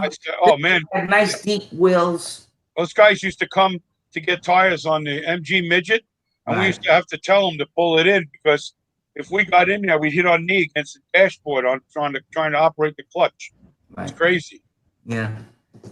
So that's one kit they never made a model of that I know of. A The plastic Triumph? model. The TR6. Oh, I don't know. I think Revell might have made one. I never saw it. Well, I'll scale. I'm going to make a note, and I'm going to investigate. I searched the internet, 124, 125 scale in plastic. Never saw it. Never made a model of the TR6. Monogram did make a TR7 and TR8, but that was it. Sometimes it boggles my mind to figure out why they never did something. Just like they never made models of the, I think it was a 53 Buick LeSabre, Cadillac also in that area. Bobby, it's a matter of money, Bobby. It's a matter they take surveys and they feel the wanting for that particular piece is not there. No, the people don't want to see beauty. They want to see pieces of crap. But you know what, Bobby? I read an article some years ago. I think Auto World put it out. I think what it takes to build a 125th model car, the research, the development it takes to make the tools to produce it. I totally understand that. Now, when you build a kit, no one amazed that. I'm building this Alucard kit. Okay, I thought about it today. Now it doesn't fit well. Okay, we all know that. But just the tooling for all those parts, what goes into? I was in my last job. I worked for a plastic extruder, and they designed, plastic products, display cases, bottles, whatever. I saw how the tooling department works, the vacuum forming, the press, the whole process. And I'm looking at the pieces of each kit. Do you know what it takes to make a piece of a kit? The work to put that kit together to make a model car? You know that. That's why I appreciate the hobby of all the work that goes into it to give us a kit to glue together. Yeah, because injection molding is, you gotta draw it all out in scale, and then you Oh, gotta yeah. make the molds. But it's the same for every new kit that was never modeled. The Yeah. tooling is It's the same. It's the same, but if they Okay, just put and out- then there comes the licensing of every part or Oh, everything that has a that's- stamp. that's what hurt Joanne with Chrysler was the licensing fees. They had a big problem with Chrysler with that. Okay, and every kit you see is licensed by Ford Motor Company or whatever. It's the licensing fees that hurt too. Now they have to produce this kit and bring it to market and hope it sells. Now a kit like the '57 Del Rio, I have two 56. sedans. No, 56. '57 Ford. Oh, Here we go. The Ford Del Rio. all right. Okay. Now they made that kit as a police car, as a gasser. They made the two sedan kits. Basically, it's the same kit. The parts are the same, except for the bodies. So they could cut costs that way. But when you have to produce a kit from scratch, you hope it takes off. That's why a lot of these resin guys made a lot of money because they made kits that other people didn't make. They made a '57 Ford Del Rio, a chopped wagon. Now, you already buy the kit and you have the donut kit. You don't have to worry about chopping it. A lot of guys are not good. I'm not good at that. That's beyond my skill level to take a car and chop it. Greg Hunt is good at doing that. He showed me how to do a '49 Ford. Son of a bitch, it was a total abortion. A total abortion. You want to do a '49 Mercury? That's worse. I got it. I got the paperwork. You could do it? No, I didn't say I could do it. I got the paperwork if you want to see it. No, I have a '49 Mercury chopped already. It's all good. Yeah, just you buy buy it the that way rebuilt already. kit. It's already done. But I did a Mustang. I grafted a Mustang from a '67 to a '66 top to a '67, and I told You grafted it. Okay. I grafted it, which Yeah. is no easy task. No, it's not. Any of that stuff isn't easy. I'm dechroming. You dechrome a model and you have to make sure it all fits right, all looks prototypically correct. People don't realize how much work it is. Even if you build a model box stock, they don't realize how much work is involved in it. And they tell, can you build me a model? Well, by the time I buy the paint and a kit, it's $50. What? Well, how about my time? You're not going to pay me $60 an hour. So it doesn't pay to build a model kit. Guys in our club were asking John and I to build the models. When we told them $50 for the kit and the paint, they had to fit. Well, the kit's only $2. Yeah, when you were a kid. Same kit now is $25. They don't want to pay it. Well, we don't do it. John did one for a favor for one guy, and it turned out decent. But the guy, John didn't collect money for the kit. But that's John. But I won't do it. How long ago? I won't do it. You got to pay me the money for the kit and the paint, right or wrong. The paint's expensive. Well, when I was a kid, the kit was $2. Yeah, when you were a kid, you had head down tears and you used to fill up a cup full of cum. Now you can't even do a thimble. Things change. Right or wrong? Oh, speak for yourself. Well, I shouldn't have said that. That was the wrong analogy. I'm saying, these guys don't understand how much a kit costs today. It's overcharged, overpriced. But if you look at how many hours of enjoyment, and I use that operative word, enjoyment, gives you, it really is not that bad, right or wrong. That's correct. Sit in a sports bar, Ernie, one night. You did it already, and you're not going to walk away less than $100 in a sports bar, right or wrong. That's why the only time I'm in a bar is if I'm playing there. Anyway, I don't go to bars. It's the only time I'm in a bar. I'm sick of drunks. I'm sick of everything. I can probably count on one hand how many times I ever went in a bar because my friends wanted to go into a bar. Well, I couldn't stand it. I used to go to clubs before I got married to Kathy. I can count on one finger how many times I went into clubs. I went to Same here, Bobby. I couldn't freaking stand it. I went to a bachelor party. Okay, I was invited, so I don't like those things. We go to a titty bar in the city. I was never in a titty bar. I got my own. What do I got to go to a club for? That's the great. These girls are younger than my daughters, so they're doing that, and I'm like, girl comes over to me. She said, $20, I'll give you a lap dance. I said, sweetie, if I'm gonna give you $20, you're gonna go home, you're gonna wash and wax my car and wash my house windows. No, I don't want a lap dance. I couldn't wait to go home. I couldn't wait. I was so bored. I'm not into that drink. shit. I don't drink. I don't touch the stuff. I don't smell it. You don't drink at all? No, nothing. That's your problem. People don't believe it. You know, when I go to doctors and everything, and they, do you smoke? I used to. When'd you quit? 97. How much do you drink a day, a week? You know, I says, no, I don't. Okay, how much do you drink a month, a year? Nothing. You don't drink? No, they can't believe it's nothing. I don't drink. I'm not an alcoholic. I don't like it. Right. My doctor said it bothers me. My doctor told me 1 drink a day is good. So I do. I don't knock anybody. No, but what I do is I save it for one day and have 8 drinks in one day. I don't drink anymore. I used to drink a lot. I don't even. It bothers my system. That's all I'm saying. So I drink coffee. I don't want to get upset. And it doesn't bother me when people drink. It doesn't, unless they get shit-ass drunk. I don't like. What do you drink during the day? Iced tea. I drink water and coffee. Soda. See, I don't drink water. Soda. Seltzer. I don't drink soda. I drink water one and I drink a lot coffee a of day. coffee. I don't know why I got down to 1 coffee a day. It just happened. I love coffee. I love coffee. Yeah. I have about 5 a day. We have the Keurig, and I don't drink anymore. But I went down to 1 coffee a day. It just happened. You know, I drink. I have to have something when I drink. I drink coffee and water when I'm building. Put my music on. I was on here all day today. I said I put a wash up, and I said my day is the day to finish this fucking a la carte. I should drink though. With what happened to me with the market today, I should drink. Well, the market went to 26,000, 25. Yeah, I know. It doesn't matter what the market did. It's what you own is what counts. Bobby, I keep on telling you, cocaine futures.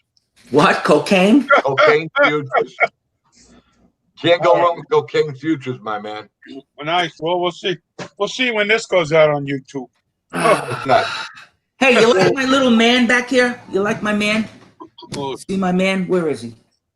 I like the desk. I painted this guy and wired it up in 1983. Can you see him? Is he close enough? Yeah.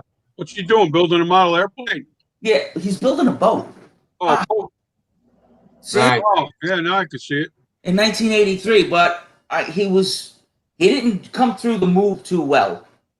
So he got dirty in the basement. I just cleaned him off. He's got a lint. Got to rewire him now. And then go on the top of the desk. So when are you moving? Huh? When are you moving? I just moved. Come out east. You like it over here. Why do I move again? Be near me. Nah. Yeah. We could be model building buddies. Hey, Rich Manry, I got to ask you. Now, you order from Auto World, right? No. Oh, you don't? You never ordered from Auto World? Oh. No. Because I'm looking at they send me a receipt and it says price and total, and it just says not available. What's Auto World? What do you do there? What kind of receipt is that? No, that's like an order cancellation saying that the item was not available and that you were refunded. But I wasn't. I got both items. That's weird. It says quantity 1, then underneath price it says N/A, total N/A, and the same thing for the other item. That's weird. Well, like I said, they send me a thing, and I know the model kit was a pre-order, so I knew I wasn't getting it right away. And then they send me a thing like the next day to like rate the transaction. I was like, I didn't even get the transaction yet. How am I supposed to rate it? Well, we'll give them a nice paragraph to read. So, When's the next, all right, guys, when's the next meeting? 2 weeks. All right. I was thinking about framing this and hanging it up on the wall. Oh, I got one of those. I gave it to my buddy who put it in his garage. Yeah, about 3-4 years ago they gave them out. July 16 is the next meeting. Okay. So what do you guys do 4th of July? The real meeting again. I'm gonna watch at Indianapolis. They got the IndyCar race on the road course, which uses part of the oval. And then after that, they're having the NASCAR Xfinity race on the road course. Oh. And then the next day on Sunday will be the Cup race on the oval. Okay, watch Bubbles. Bubbles Wallace. Yeah, right. Chopping a Mercury. What magazine is that? Someone handed it to me. Oh, Scale Auto from 1986. Okay. No, excuse me, 1983. Wow. You interested in this? Is it the whole? Oh, it's just an article? It's just an article from 1983 on chopping a Mercury, 49 Merc. You could just buy the Revell kit. It's already chopped. I know, Yeah. but this is back then. They went into a slot car. The MT kit. This is when we did things. Yeah. I never did a chop Gave job. it to me. I did. I never did it either. I did a 32 Ford. That was easy. I mean, they did it. It looks great that they were able to chop it and make it look like that. Oh, who's bothering me now? I got kinds of stuff here. I got firing orders. I'll answer This that. stuff I collect. Firing orders of the certain cars. Oh, nice. I got a whole collection here. If I wanted to put them in. Flathead firing orders. 46, 48, 49, 53. Depends on what you want to do. 1-843-6572. 7355. Let's see, what else do I have here? I got a lot of good stuff. 864-53709. Hey guys, 75309. Yeah. Ernie, Yes, sir. I just saw an article before I'm going to tell you talking about politics. A lot of people want for Tucker Carlson to run for president in 2024. Tucker I can't- Carlson? I can't get involved in that stuff right now. Like that. People just too toxic, you know? I can't get involved in that stuff. I censor myself for YouTube. Oh, okay. I get a lot of political shit sent to my inbox.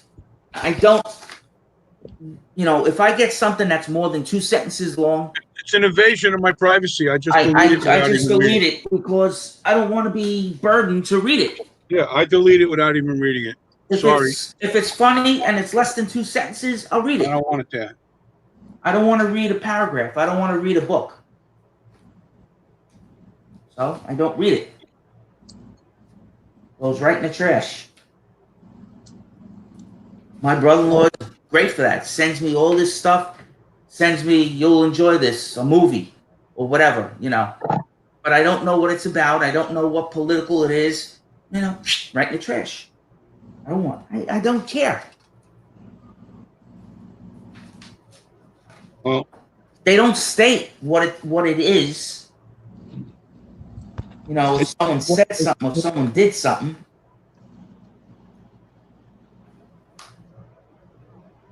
I just love Biden is the biggest fat liar in the whole world, but that's besides the point. But so is Trump. But we know Trump is a liar, and he's good for the country, and that's the end of that subject. all right, no more politics. You got it. I put my 2 cents in. I'm gonna go put my soup in. I'm That's not fair. I don't have any soup. I'm tired. Yeah, I'm going to get going too. I'm gonna have I'm some going to soup. stay I'm here. gonna Wait have for the next group. Have a rest happy of and safe 4th of July. rest of these guys didn't log in, so Yeah, I know. Isn't it amazing? it's better when we have like 8 or 10 guys. 4 people. That's it. No, it was actually 5. I just did. Actually, we had 6 when Vinny was in. I did a thing. last What week, Drago? What happened to the other guys? Drago. When was Drago over here? Drago can't do this on Thursday night. He's with his wife at his mother-in-law's. Thursday's the day they go over there to help her out with stuff. So, All right, listen. Let me know when to go see Rich. Okay. yeah, I will. Give me a call. All right. Okay. You have my cell phone number. Yes, I do. Maybe we'll stop and get a bunch of White Castles. Could do that. You know. But let me know. All right. All Love it. righty. Fun building. Dominic, I be well. am, I Richie, am. Be well. Maybe I'll build one of these. Did anyone oh, I show love off those. anyone show off their most recent build? I did. Yes, What do he you did. got? Beautiful. I did.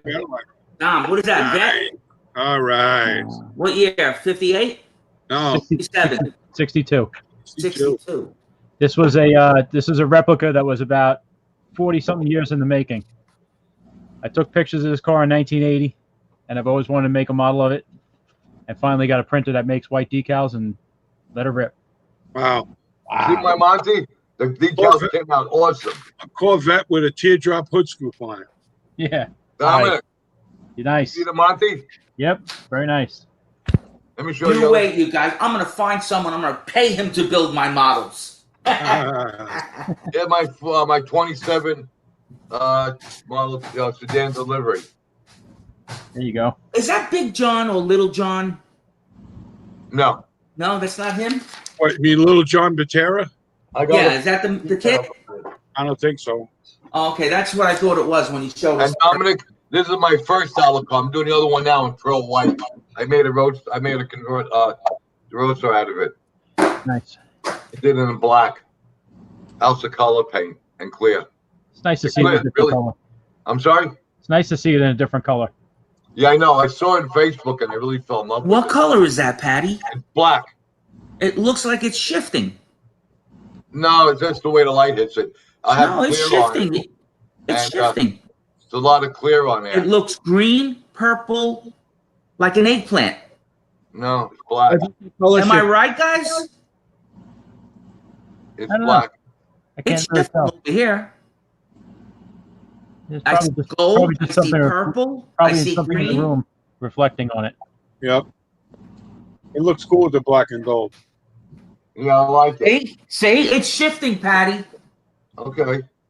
That's black. I'm saying it looks bad. It looks good. It's shifting. Next week, next week. You see this here? Like, you know, I'm a Ford guy, right? Yeah. He's a Ford product, and it's 4 different Mustang mugs, and there's some hot chocolate in there. And I bought this the last time I did the Classic Plastic show up in way up in Lawrence, Massachusetts. And I go up to the guy, and I said, "How much for this?" He holds up 5 fingers, like this. $5. There you go. I was like, "Are you kidding me?" You know, I could build one of my father's last cars, the 1970 LTD, but he had black on black on black, so it could be a bit boring. You know, I got chrome in it. I also picked this up. Hot Rod Magazine, all the covers. Nice. Nice. I got that at a swap meet too. That is cool. Motorbooks International. Hey, Bobby, Who's calling me? you know what? What?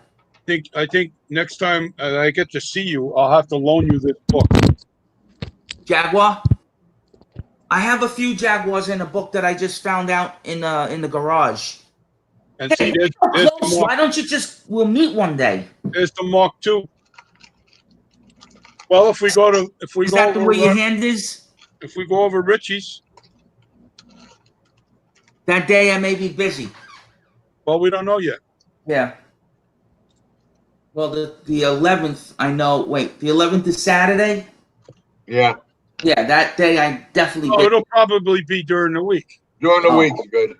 because Yeah, we this can't- desk has to be put together. So my brother-in-law's coming over. We got to take it off the dolly and put the bottom together and finally get it sitting right.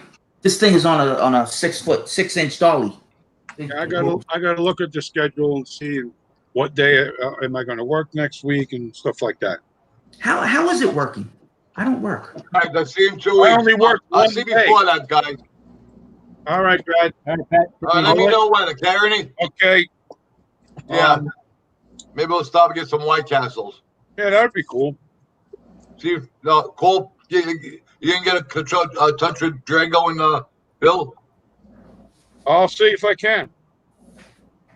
See if they want to come. All right. All right. Okay, Yeah. guys. Take care. Yeah. Be well. So long. Condiments. Be safe. Yeah. All right. So long, Rich. We'll bring the condiments. Be well. Take care. So Bye-bye. long. Good night. Good night. Good night. You still there, Dominic? Yes, I am. Are you with the other guys also, or that's tomorrow night, or I forget? Tonight, tomorrow night. There's one group of guys tonight, and then another group tomorrow night. Okay. Yeah. I did a Zoom meeting with. Oh, you're still here? I did a Zoom meeting with about 8 of the slot car vendors from the East Coast. And that was fun. We were Yeah. talking I about wish a lot- my basement was clean, boy. I wish the guys, these guys, they get up out of their chair and they walk across the room and they take a car out of their collection. They go, see this one here that has different color seats. Oh, we all look at all this different stuff. It was fun. But everybody agrees there's going to be no shows until next year. Yeah, this is done. We'll be lucky if we can have the Super Bowl show next February. No. With a slot. I mean, there may not be an NL, and what is NNL is in April? NNL East April? was moved from April to September, when it's probably not going to happen. You know, nothing's going to happen until they get the vaccine or the cure. It's one or the other. So, I guess all the guys that don't show up to this meeting are not going to go to meetings for a long time.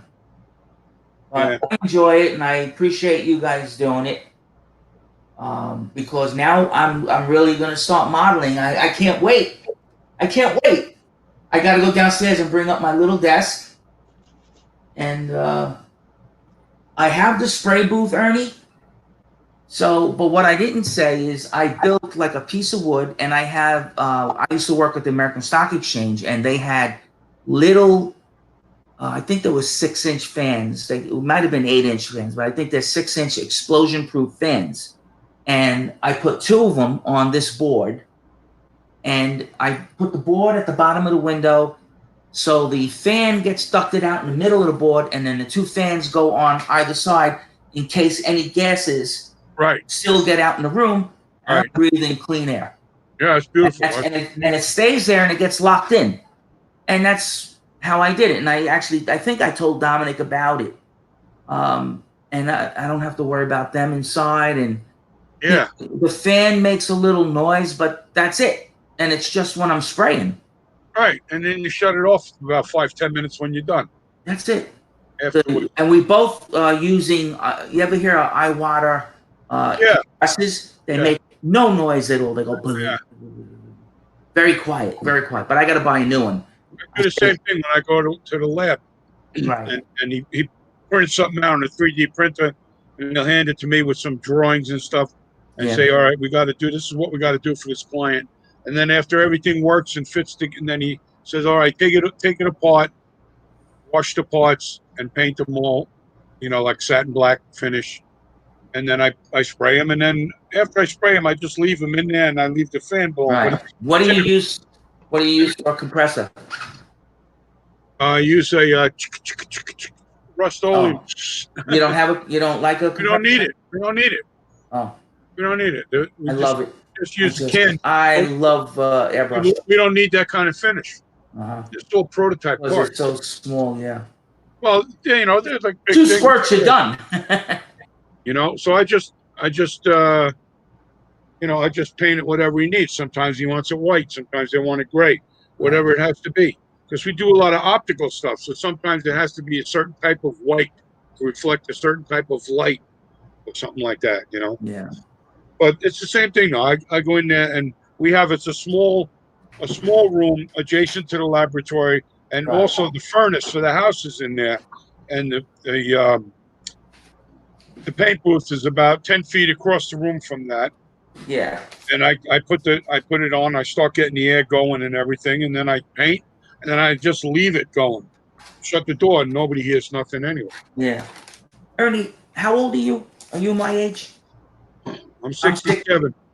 You're older than me? Yeah, I'm 67. Okay, then you're gonna know this. I'm right at the beginning of the year. Okay, Dominic won't know this. He's too young.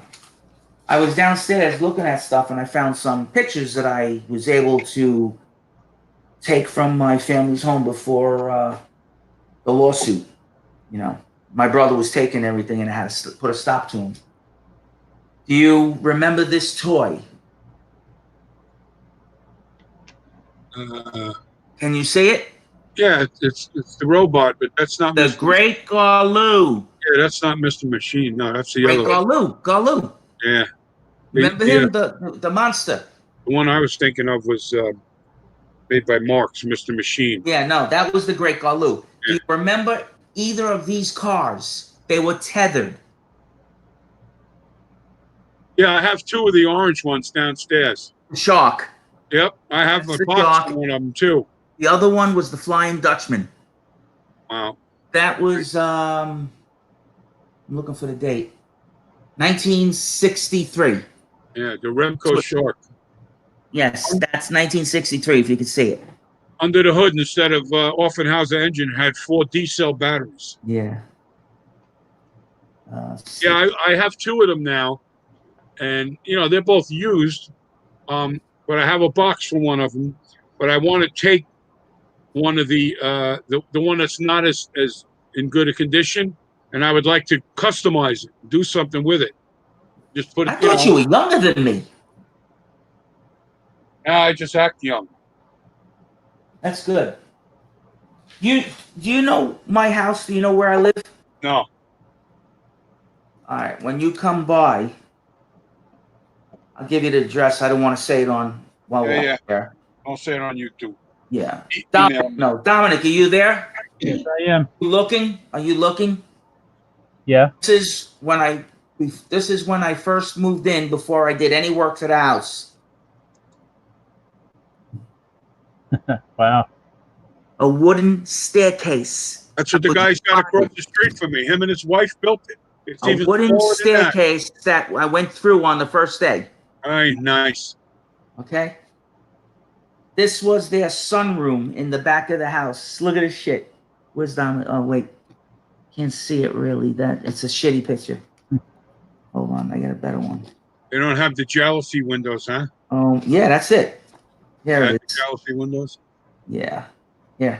My friend rented a place like that. Their sunroom with the jealousy old aluminum windows. That's their sunroom in the back. That's my dining room. It's 12 by 16. The guy 2 houses away from me he bought my friend's house, and he loves that room. Him and his wife, they love that room. Yeah, it doesn't look like that anymore, Ernie. Let's see. It's all done up now. It's all fixed properly. You see this picture on the cover of the book, the Lister Jaguar? Which one? The top, the green one? The race car, the Lister Jaguar. Yeah. That's a Lister race car with the Jaguar engine. Mm-hmm. I got to see a couple of those race. Yeah. At Monterey in the Monterey Historics, and at Lime Rock, also in the Historics. Obviously, that's not going to happen this year either. That's Labor Day weekend. A lot is not happening. So unfortunately, that's the way it is. All right, I'm going to go eat some dinner. It's not fair. I got a man in my belly. He's talking to me. What are you eating? I'm just going to have some soup. I'm having a salad. And some caracas. I had a big salad last night and some pasta and meatballs. Somebody told me I was getting too fat. Yeah, somebody that has big red digits. When I look down, it tells me, you're getting too fat. I thought I was losing weight doing all this shit, and it turned out the scale went bad. It's like, oh, shit. Thought I lost 20 pounds. I had a hard time finding a new scale. Let me tell you, I ended up buying one in Ace Hardware. I had exactly what I was looking for. I needed it for my parents, and it has nice, like 2-inch high red LED readout. How old are your parents? My dad's 94. Wow, My mother's 90. that's something. And in September, they'll be married 50 years. Wow. No, what am I saying? Gotta be more 50 than that. years. 70 years. 70, yeah. They got married in 1950. They had a few years of bliss, and then in the very beginning of 53, I came along, and that was the end. Uh-huh. Who else was that? I think Kirk Douglas was married in 1950. Yeah, Kirk Douglas was married a long time, too. Yeah. Didn't he just pass away? Yeah, he was 103. Yeah. Yeah, I remember that. Yep. How old is the son now? 60, 70? Oh, I don't know. Michael Douglas? Oh, he's in his 80s, I think. 80s already, yeah. He got old looking lately. He got very old looking. Well, he went through a whole cancer battle, too. Uh-huh. Oh, he did. I don't keep up with it, but Yeah, well, that puts age on you. I had a good friend of mine that I know since my very early teens. He was also a singing drummer like me, and I actually, the woman he married, I actually dated in junior high before he even knew her, and he went through a battle with throat cancer, and his singing voice is completely changed. He can still sing, but it's not like it used to be. yeah. Me, I'm lucky. I still got my oh. I still got that. Yesterday, I was putting the ceiling fan up, You know and what I had the Beatles going on my speaker and my phone. The Beatles? Yeah, and Yeah. I forget what song was on, but I had them going. Oh no, it went from the Beatles to I have a whole bunch of shit on there. So what's her name went on? Lady Gaga, Alejandro, and it just hits my tone, my level that I could sing. Uh-huh. If it's too high, too low, I can't sing. And you know what the part where she goes, Alejandro, and I'm singing, and my daughter she works one day, she's off one day. Yesterday, she happens to be home. I'm in this room putting that fan up, and I'm just singing that part. And I don't know if she could hear me, and I really don't care. It's my daughter, right? I just got to show you. And all of a sudden, I hear someone talking. It's my daughter. She's down here. Trying to find it just to show you. Here it is, right there.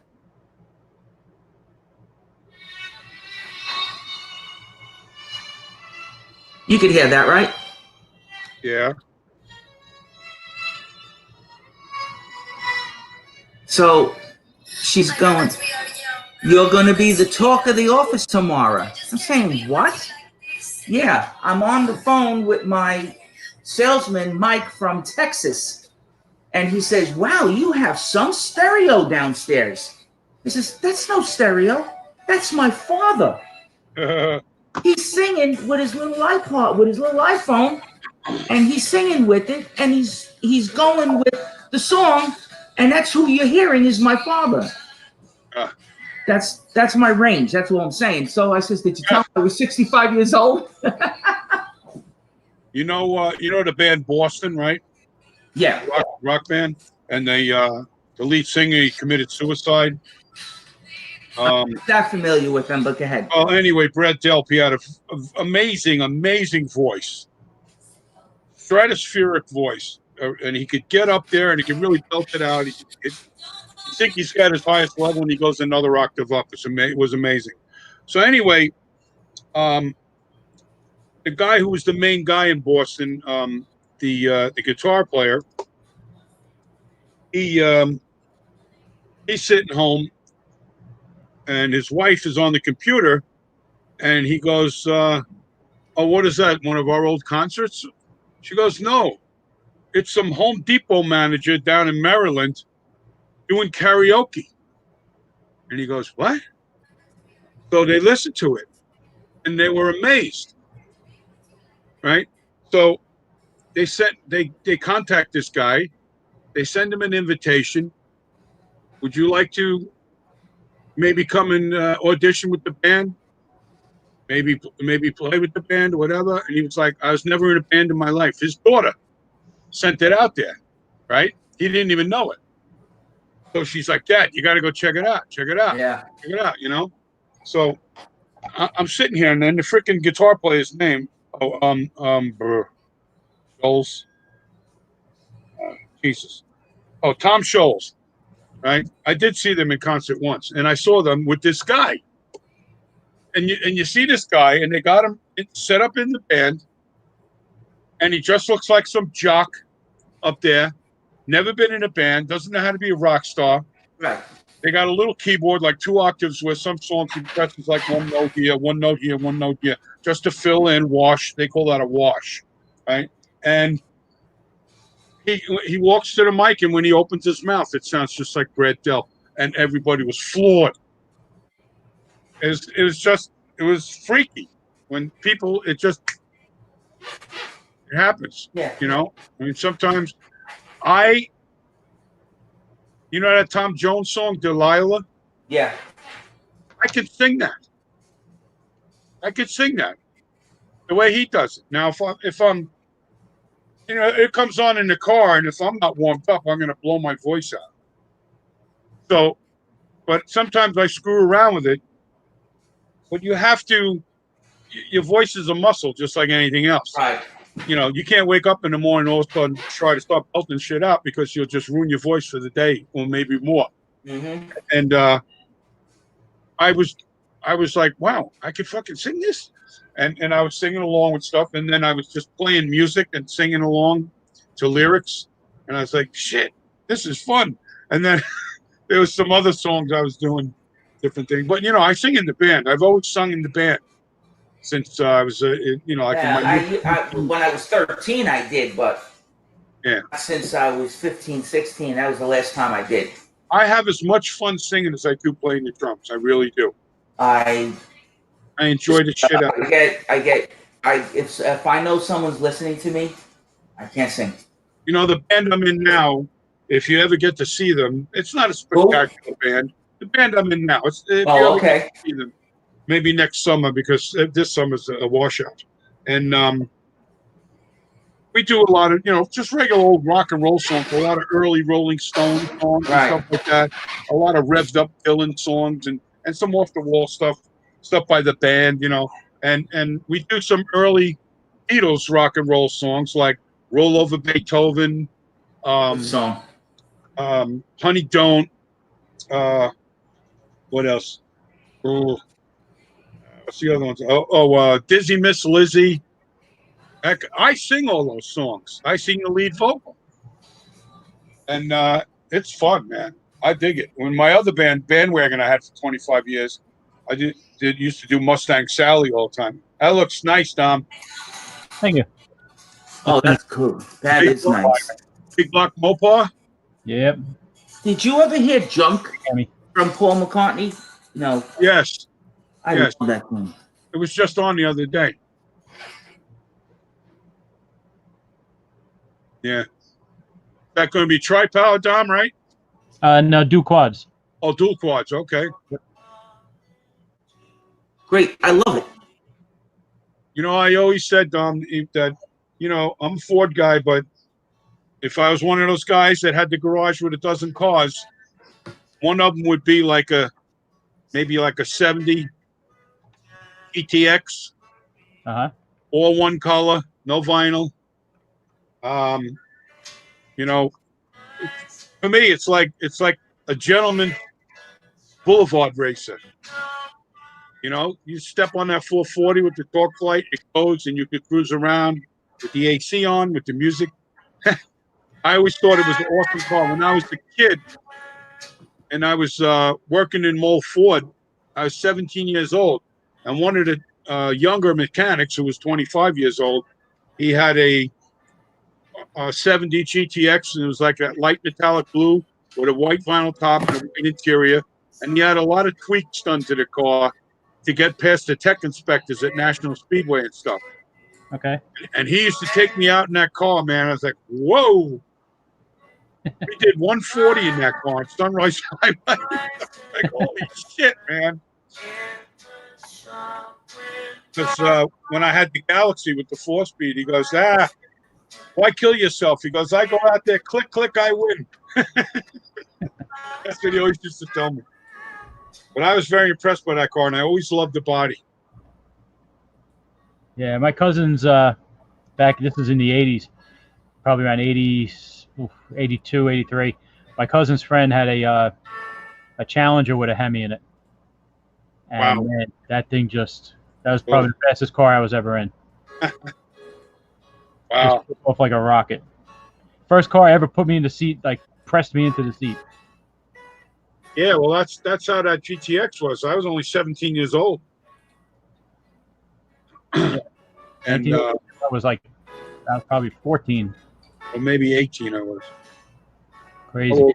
How old was I in 1970? I forget. Anyway, it was that thing was pretty cool. You had Kragers all around, Mickey L60s on the back, and I think he had F60s in the front or something like that.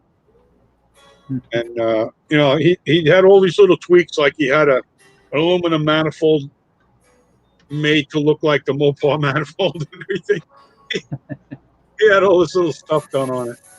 Nice. It was a nice car, though. Ran really good. And he goes, and if I want to go out on Friday night, I could put the windows up, turn on the AC, and just cruise along with my girl. And my other favorite Mopar is the 68 Charger. I love that body. I think that's one of the top muscle car bodies of the era. Yeah, it definitely is. That's the timeless body style. I love that body, and I love them without the vinyl roof. I think the body flows nicer without the vinyl roof. The next 69 that I'm doing, I'm going to do it with the headlight doors working. I want to have the headlight doors flip up and down. Oh yeah. Yeah, saw it on YouTube. I saw them operate. I was like, that shouldn't be too bad to try and do. This one here is the Charger 500. It's got the Coronet grill. Oh yeah. Yeah, I got to see a few of those in my lifetime. A guy had one up at Lebanon Valley last year at the Muscle Palooza. Yeah, there's a guy on the island that has a blue one, a B5 blue one. He brings it to the Mopar shows a lot. May have seen that one. And then, of course, in 1988, when I went to Talladega, it was that big Wing Warriors convention they had for the first time. Oh, yeah. And they said it was the largest gathering of those cars since they were sold. And there was quite a few there, of course. I have a VHS videotape of that show. Yeah, I was there the whole week. 1988, Talladega. Yep, I was there the whole week. We went to a different race, little local racetracks all week long. And then we went to the event at Talladega with the cars. And then Sunday we went to the Talladega 500. And we absolutely got roasted in the sun. It was so hot. I think it was July. Yeah. So hot. And but we were there for the whole week, though. It was very cool. We had a great time. We stayed in the Birmingham Sheraton Hotel for like $45 a night. It was amazing. It was a real good trip. We had a lot of fun, and I got to see a lot of also the Torino Talladegas and the Cyclone Spoiler also. Right. One guy had a car carrier on a fifth wheel on a big Ford dually pickup, and he had one of each. I was like, oh man, I want to be this guy. Beautiful. Yeah, right. And I like the Mercury has the Cale Yarborough's name on it in the same red trim, and the Torino has the Dan Gurney's name in the blue trim, like they call it. They're both white. They're real cool looking cars. I actually have a nice 1/24 scale body, Revell one. It's so damn big though, but it didn't work out as a road racer body. But I still have it, and a friend of mine, he painted it. We mixed. We used the Palmer paints that were actually for the polycarbonate bodies, and it's like a candy red and candy blue, and he mixed it together and shot it, but it looks like a deep blue. and then he put little metal flakes in the clear, and it looks awesome. So I still have the body because it didn't really get damaged because I never got raced it because it didn't work out as far as handling. It was just had too much front and rear overhang. So I ended up using the AMT body, which was much smaller. So I have that, and the numbers that are on it are pressure sensitive, and I might be able to get them off and then just, polish the clear, and then I could use it for a drag race body. Because it's got big number 14s on the doors and the roof, So, but I'll see. But that came out really cool. My buddy shot it because he was good with the airbrush. You guys look at Model Roundup to see what's coming out? I get a regular email from Jack. He just sent me a new one recently. The 63 Galaxy, that's late. Oh, I thought it said June at first. It says July. Yeah, that kit's been reissued so many times. That said June the other day. It's a very good kit though, and all the new kits are molded in virgin white styrene, which is nice. Yeah, okay. There's a lot of customized. July 8th. Okay, this was the end of June. If they changed the date on it, it's coming out July 8th. I'm definitely going to get that. I don't think I have a 63. Oh, it's a good kit. 64 from you, and I have another 64. I have quite a few 63. No, I have quite a few of all the Galaxies. I always buy them. Has an engine, right? It's June 27th is the date of that last email. The first model up is that black 4-door hardtop in 67 Impala. From What that engine? Do you know what engine that is? What does it say? What, on the Galaxy? Yeah, let's see. It comes with a 390, I believe.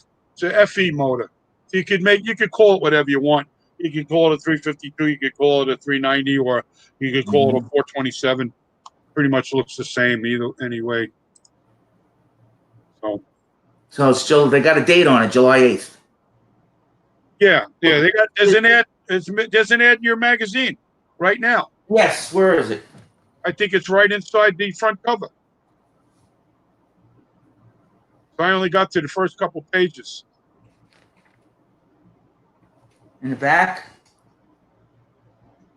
I don't know. I thought there was an ad in the magazine. Might have been the one before it.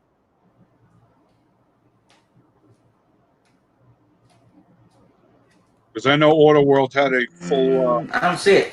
It had a full ad in there. Might have been in the last issue. They also have the Nova, but I have a bunch of them, older versions, but same thing. Yeah. You're not gonna know the difference. But God, if I go downstairs and look through, oh my God, I probably got about 5 65 Galaxy models because it always reminded me of the Fairlane. And the 66. Well, like I said, I had a 65. I had a 65 Galaxy. It was the first year for the LTD. It was all one color, tropical turquoise, no vinyl. Inside 66 Nova's coming out also. And the inside of the Galaxy was the full Luxo LTD bench seat interior, and it had a Hypo 390 with a top loader 4-speed and dual exhaust, and no power steering, nothing. And the thing was a freaking race car. I used to win a lot of drag races with that, street races. And I also had a 65 Fairlane 500, black with red interior. And then I had a 65 Falcon Futura V8, white with tinted glass and black interior. And then I ended up pulling the motor and the Cruiser-Matic out and did some work on the motor and changed it over to 4-speed car and put some little J-bars, traction bars, and I had these little slicks I used to share with my friend. We used to go to National Speedway and have some fun. My father was a Ford guy. No monster cars like these guys got now. Yeah. Just go there. I'm lucky if I ran the 14s, But all I know is I was banging 6,500 RPM, banging the shifter, not letting off the gas. It was a lot of fun. My parents had one Ford, and I just took pictures of it today.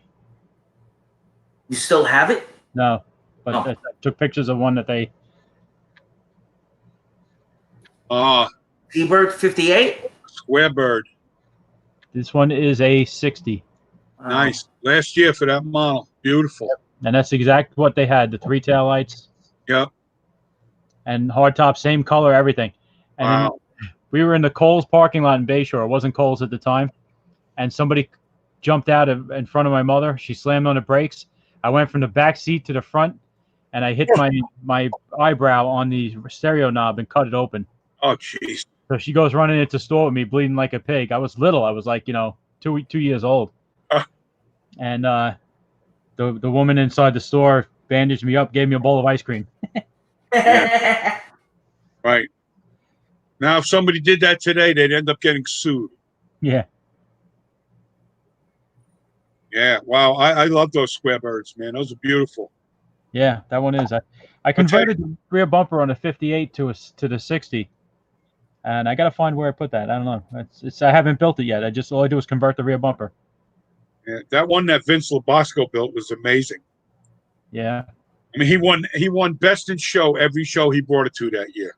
Wow. Every show. And I remember he brought it to the meeting. He goes, oh, I stopped by because he was out at Marshall Buck's house. Oh, yeah. And he was going to be driving back upstate. And he goes, oh, I was hoping you guys were still at the meeting. And he comes in with the car. He had it all packed in like a toolbox and everything. He took it out. And we're all looking at it. He's like, we're like, nobody could figure it out. And he shortened it, made it a 2-seater. It was amazing. He used some parts. He said he used bumpers from a die-cast car on that. Narrowed them. Yeah, he does some nice work. Yes, he does. Oh, so do you. You do very nice work. Oh, thank you. Yeah, I used to work for Marshall Buck, too. Yeah. I was supposed to go meet him with a friend of mine one day, and then he got a call and said, oh, he couldn't have us over that day, and never happened. Yeah, he's a nice guy. He's a little finicky and picky about stuff, but he gets top dollar for his stuff, so he's got to be, Yeah. Top dollar for stuff that he sells. Yeah, that's what he does for a living. That's all he does for a living is sell model cars. Yeah, it's all like one-offs and stuff. Yeah, yeah. Yeah, I read at one of the Vanderbilt when they had the big show every year at the Vanderbilt with the MG Jaguar Drivers Club is the main host, and there's a lot of different cars there. So I'm there, and there was an much older man there, and he had a Maserati 3500 GT, and it was the first time I got to see one for real in front of me, other than the Aurora model or the little Aurora Thunderjet car. And I'm getting to see this thing. Is absolutely gorgeous. A beautiful GT 2-door hardtop car, and he's got the hood open, and I'm sitting there, and there's this guy on the other side of the hood, and I'm looking at him, and I'm going, son of a bitch. I can't believe it. It's got to be him, because this guy, him and his brother and his mother and father, they all look like they got squashed a little bit. I remember them from grade school. And they were all like a little on the pudgy side, and not that tall. And so somebody asked the man a question, and he said something, and I said to the guy something else about the car, and he goes, yes, you're correct, sir. And then when we were done, I yelled across the hood to this guy. I said, hey, Joel, how you like this car? And he looks at me and he goes, do I know you? I said, yeah, I'm Ernie Finnemore from East Lake School. He's like, holy shit. I mean, we hadn't seen each other, God, like 50 years. Wow. Well, not quite. We knew each other in high school still. He had a 57 Volkswagen with freaking Firestone tires, 18 inches wide on the back, with a stinger tube and everything. He'd rev it up and pop the clutch. The tire would make a half a rotation and it would bite. But the reason I bring this up is because he knew Marshall Buck. He did RC cars, my friend Joel. And he has a special needs son, and he was getting involved with certain things with that. So he goes, oh, you got to meet this guy. And then, like I said, the meeting fell through, so I never got to meet him.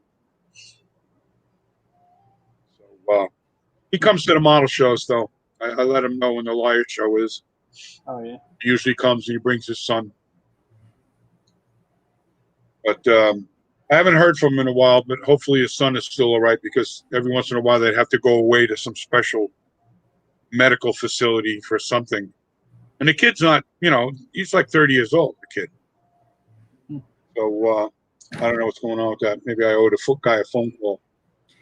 Dominic, how many kits do you have built now, completed? Oh, I have no idea. Well, give me a ballpark. It's got to be a few hundred. Where do you keep them? Mostly they're in boxes. I have 3 big display cases, 2 6-foot towers, and 1 countertop height. So I said I have 350 models. You got that many built. Uh-huh. Yeah, they're all over the place. I gotta see this one day. As I look around my room, there's not a spot where I could put something down. Yeah, I know the feeling right where I'm sitting, believe me. My elbow's leaning on one of them 3x6 resin tables. My computer's on one quarter, the lamp is in the middle, and the rest is all covered with my stuff that I used to package model parts, and I got all sorts of HO slot bars in process here, and it's a madhouse. And the models I got downstairs, there's hundreds and hundreds of models, and a lot of them have been there 30, 40 years. Stuff I'm like, I gotta have this, and I buy it, and then it just sits there. Do you ever build anything but the HOs? I haven't built a proper model kit in at least 30 years. Oh. At least. You got into the HO racing? Well, not even that. I would get a model, and I would only build the body and use it for slot car. And that's how I ended up doing this, in the 80s that started happening.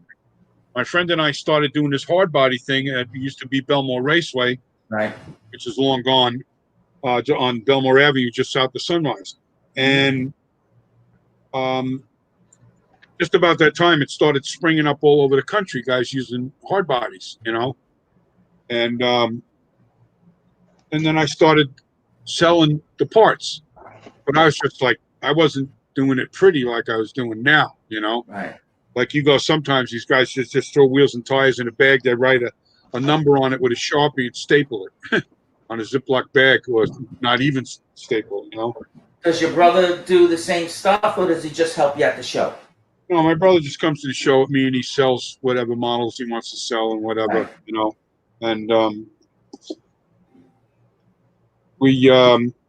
And I've mostly been doing I like doing the HO slot cars now because I'm hooked up with so many groups on Long Island and this custom-made tracks and everything, and we have racing clubs and we have just clubs that have fun and everything else, and that's the beauty of HOs. You could have like the kind of raceway you would have in a big commercial building for 124 scale. You could have it at home for HO, and it's a professional setup. Yeah. Like these tracks my friends got, they're 4 lanes, 6 lanes. They're not made out of a little plastic track. They're PVC routed custom vinyl, and they're light gray color, so the cars show up better. They're hooked up with regulated variable power supplies. We have dynamic braking circuits, circuit breakers, computer timing systems to run races, to keep track of what lane you transfer from one lane to the next. You don't even have to do nothing. The computer just is keeping track, but you're following the program. Right. And then the 2 drag strips I race at, it's the same thing. It's like going to a real drag strip. We could do heads-up racing, or we could do dial-ins, bracket racing.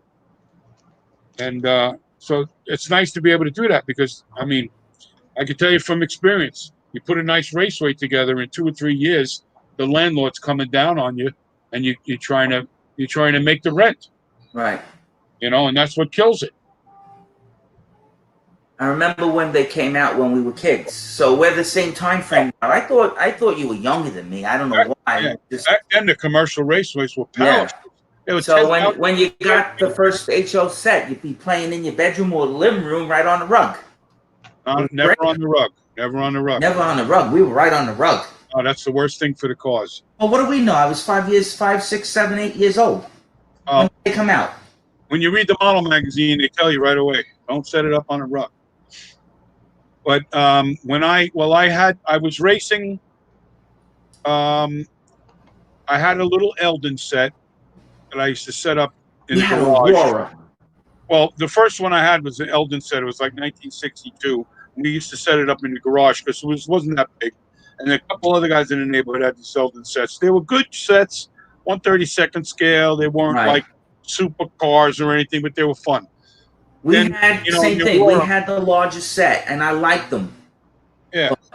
They, And then they were my brothers, but you know, we played with everything. And Aurora, you know, in The 1960, they had Aurora. come out with the model motoring HO with the vibrator cars, and then in '63 they came out with the with this chassis, the Thunderjet 500 chassis, which became Right. standard of the industry. And you know, I had a couple of cars for HO because some of the guys in the neighborhood started getting sets. So I had a couple cars, and you know, I always say I remember the days back when the little Aurora hop-up kit, which is a box about this big, everything I owned fit in that box. Forget it now.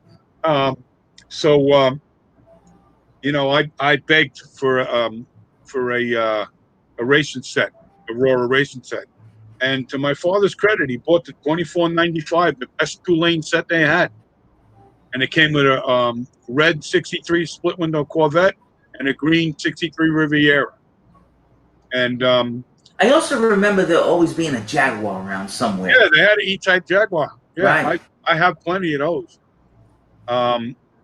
And so there was some trains on a 4x8 my father had downstairs on a sawhorse, and we moved them out of the way real quick, and we set up the track on there. Now, somewhere in my father's 8mm films, he has film of that day. So I got to get those films and get them transferred to a DVD. And I already spoke to a couple of guys at camera shops and stuff that said, that's no problem. We do that all the time. Do you have a way to watch the films? Well, my father still, I think, still has 2 projectors, but God knows if they work. I wouldn't want to put the film in the projector. God forbid it breaks. I have. I'm trying to think what it's called. You crank Have it. an editor. An editor, yeah. Yeah, you crank it and you can see what it is. We had one at the job. The guy I worked for, Richie, he picked one up at a garage sale, and he had me clean it all up and everything, and then he messed around with it because he had all these films from his family from Italy. And he was looking at them the other day. He got an 8mm projector, and he said the editing machine wasn't working too good, so he chucked it. He actually ended up 3D printing a couple of take-up reels for it. So we just took a couple little pieces off it, and then we ditched the rest of it. And I think my father still has 1 or 2 silver screens downstairs too, but God knows if they're still silver. But you know, I'd like to get some of those 8mm. He's got pictures of you know, air shows on the ground of all the old planes, stuff in the '50s and stuff. You know, I'd like to look at it all again. So we'll see if I could ever get a hold of that stuff. All right, so now I'm really starving. I got to go eat. Go ahead, Ernie. All right, guys. Good night, talking. Dominic. I'm gonna shut this down. Have a good night, everybody. Thanks for It was a setting good it up. night. Thank All you, guys. Bobby, I'll give you a call when we're going to go to Richie's and see Okay. if you can make it. All right. All right. Very good. All right. Take care. Thank you again. All right. Take care. Good night. Good night.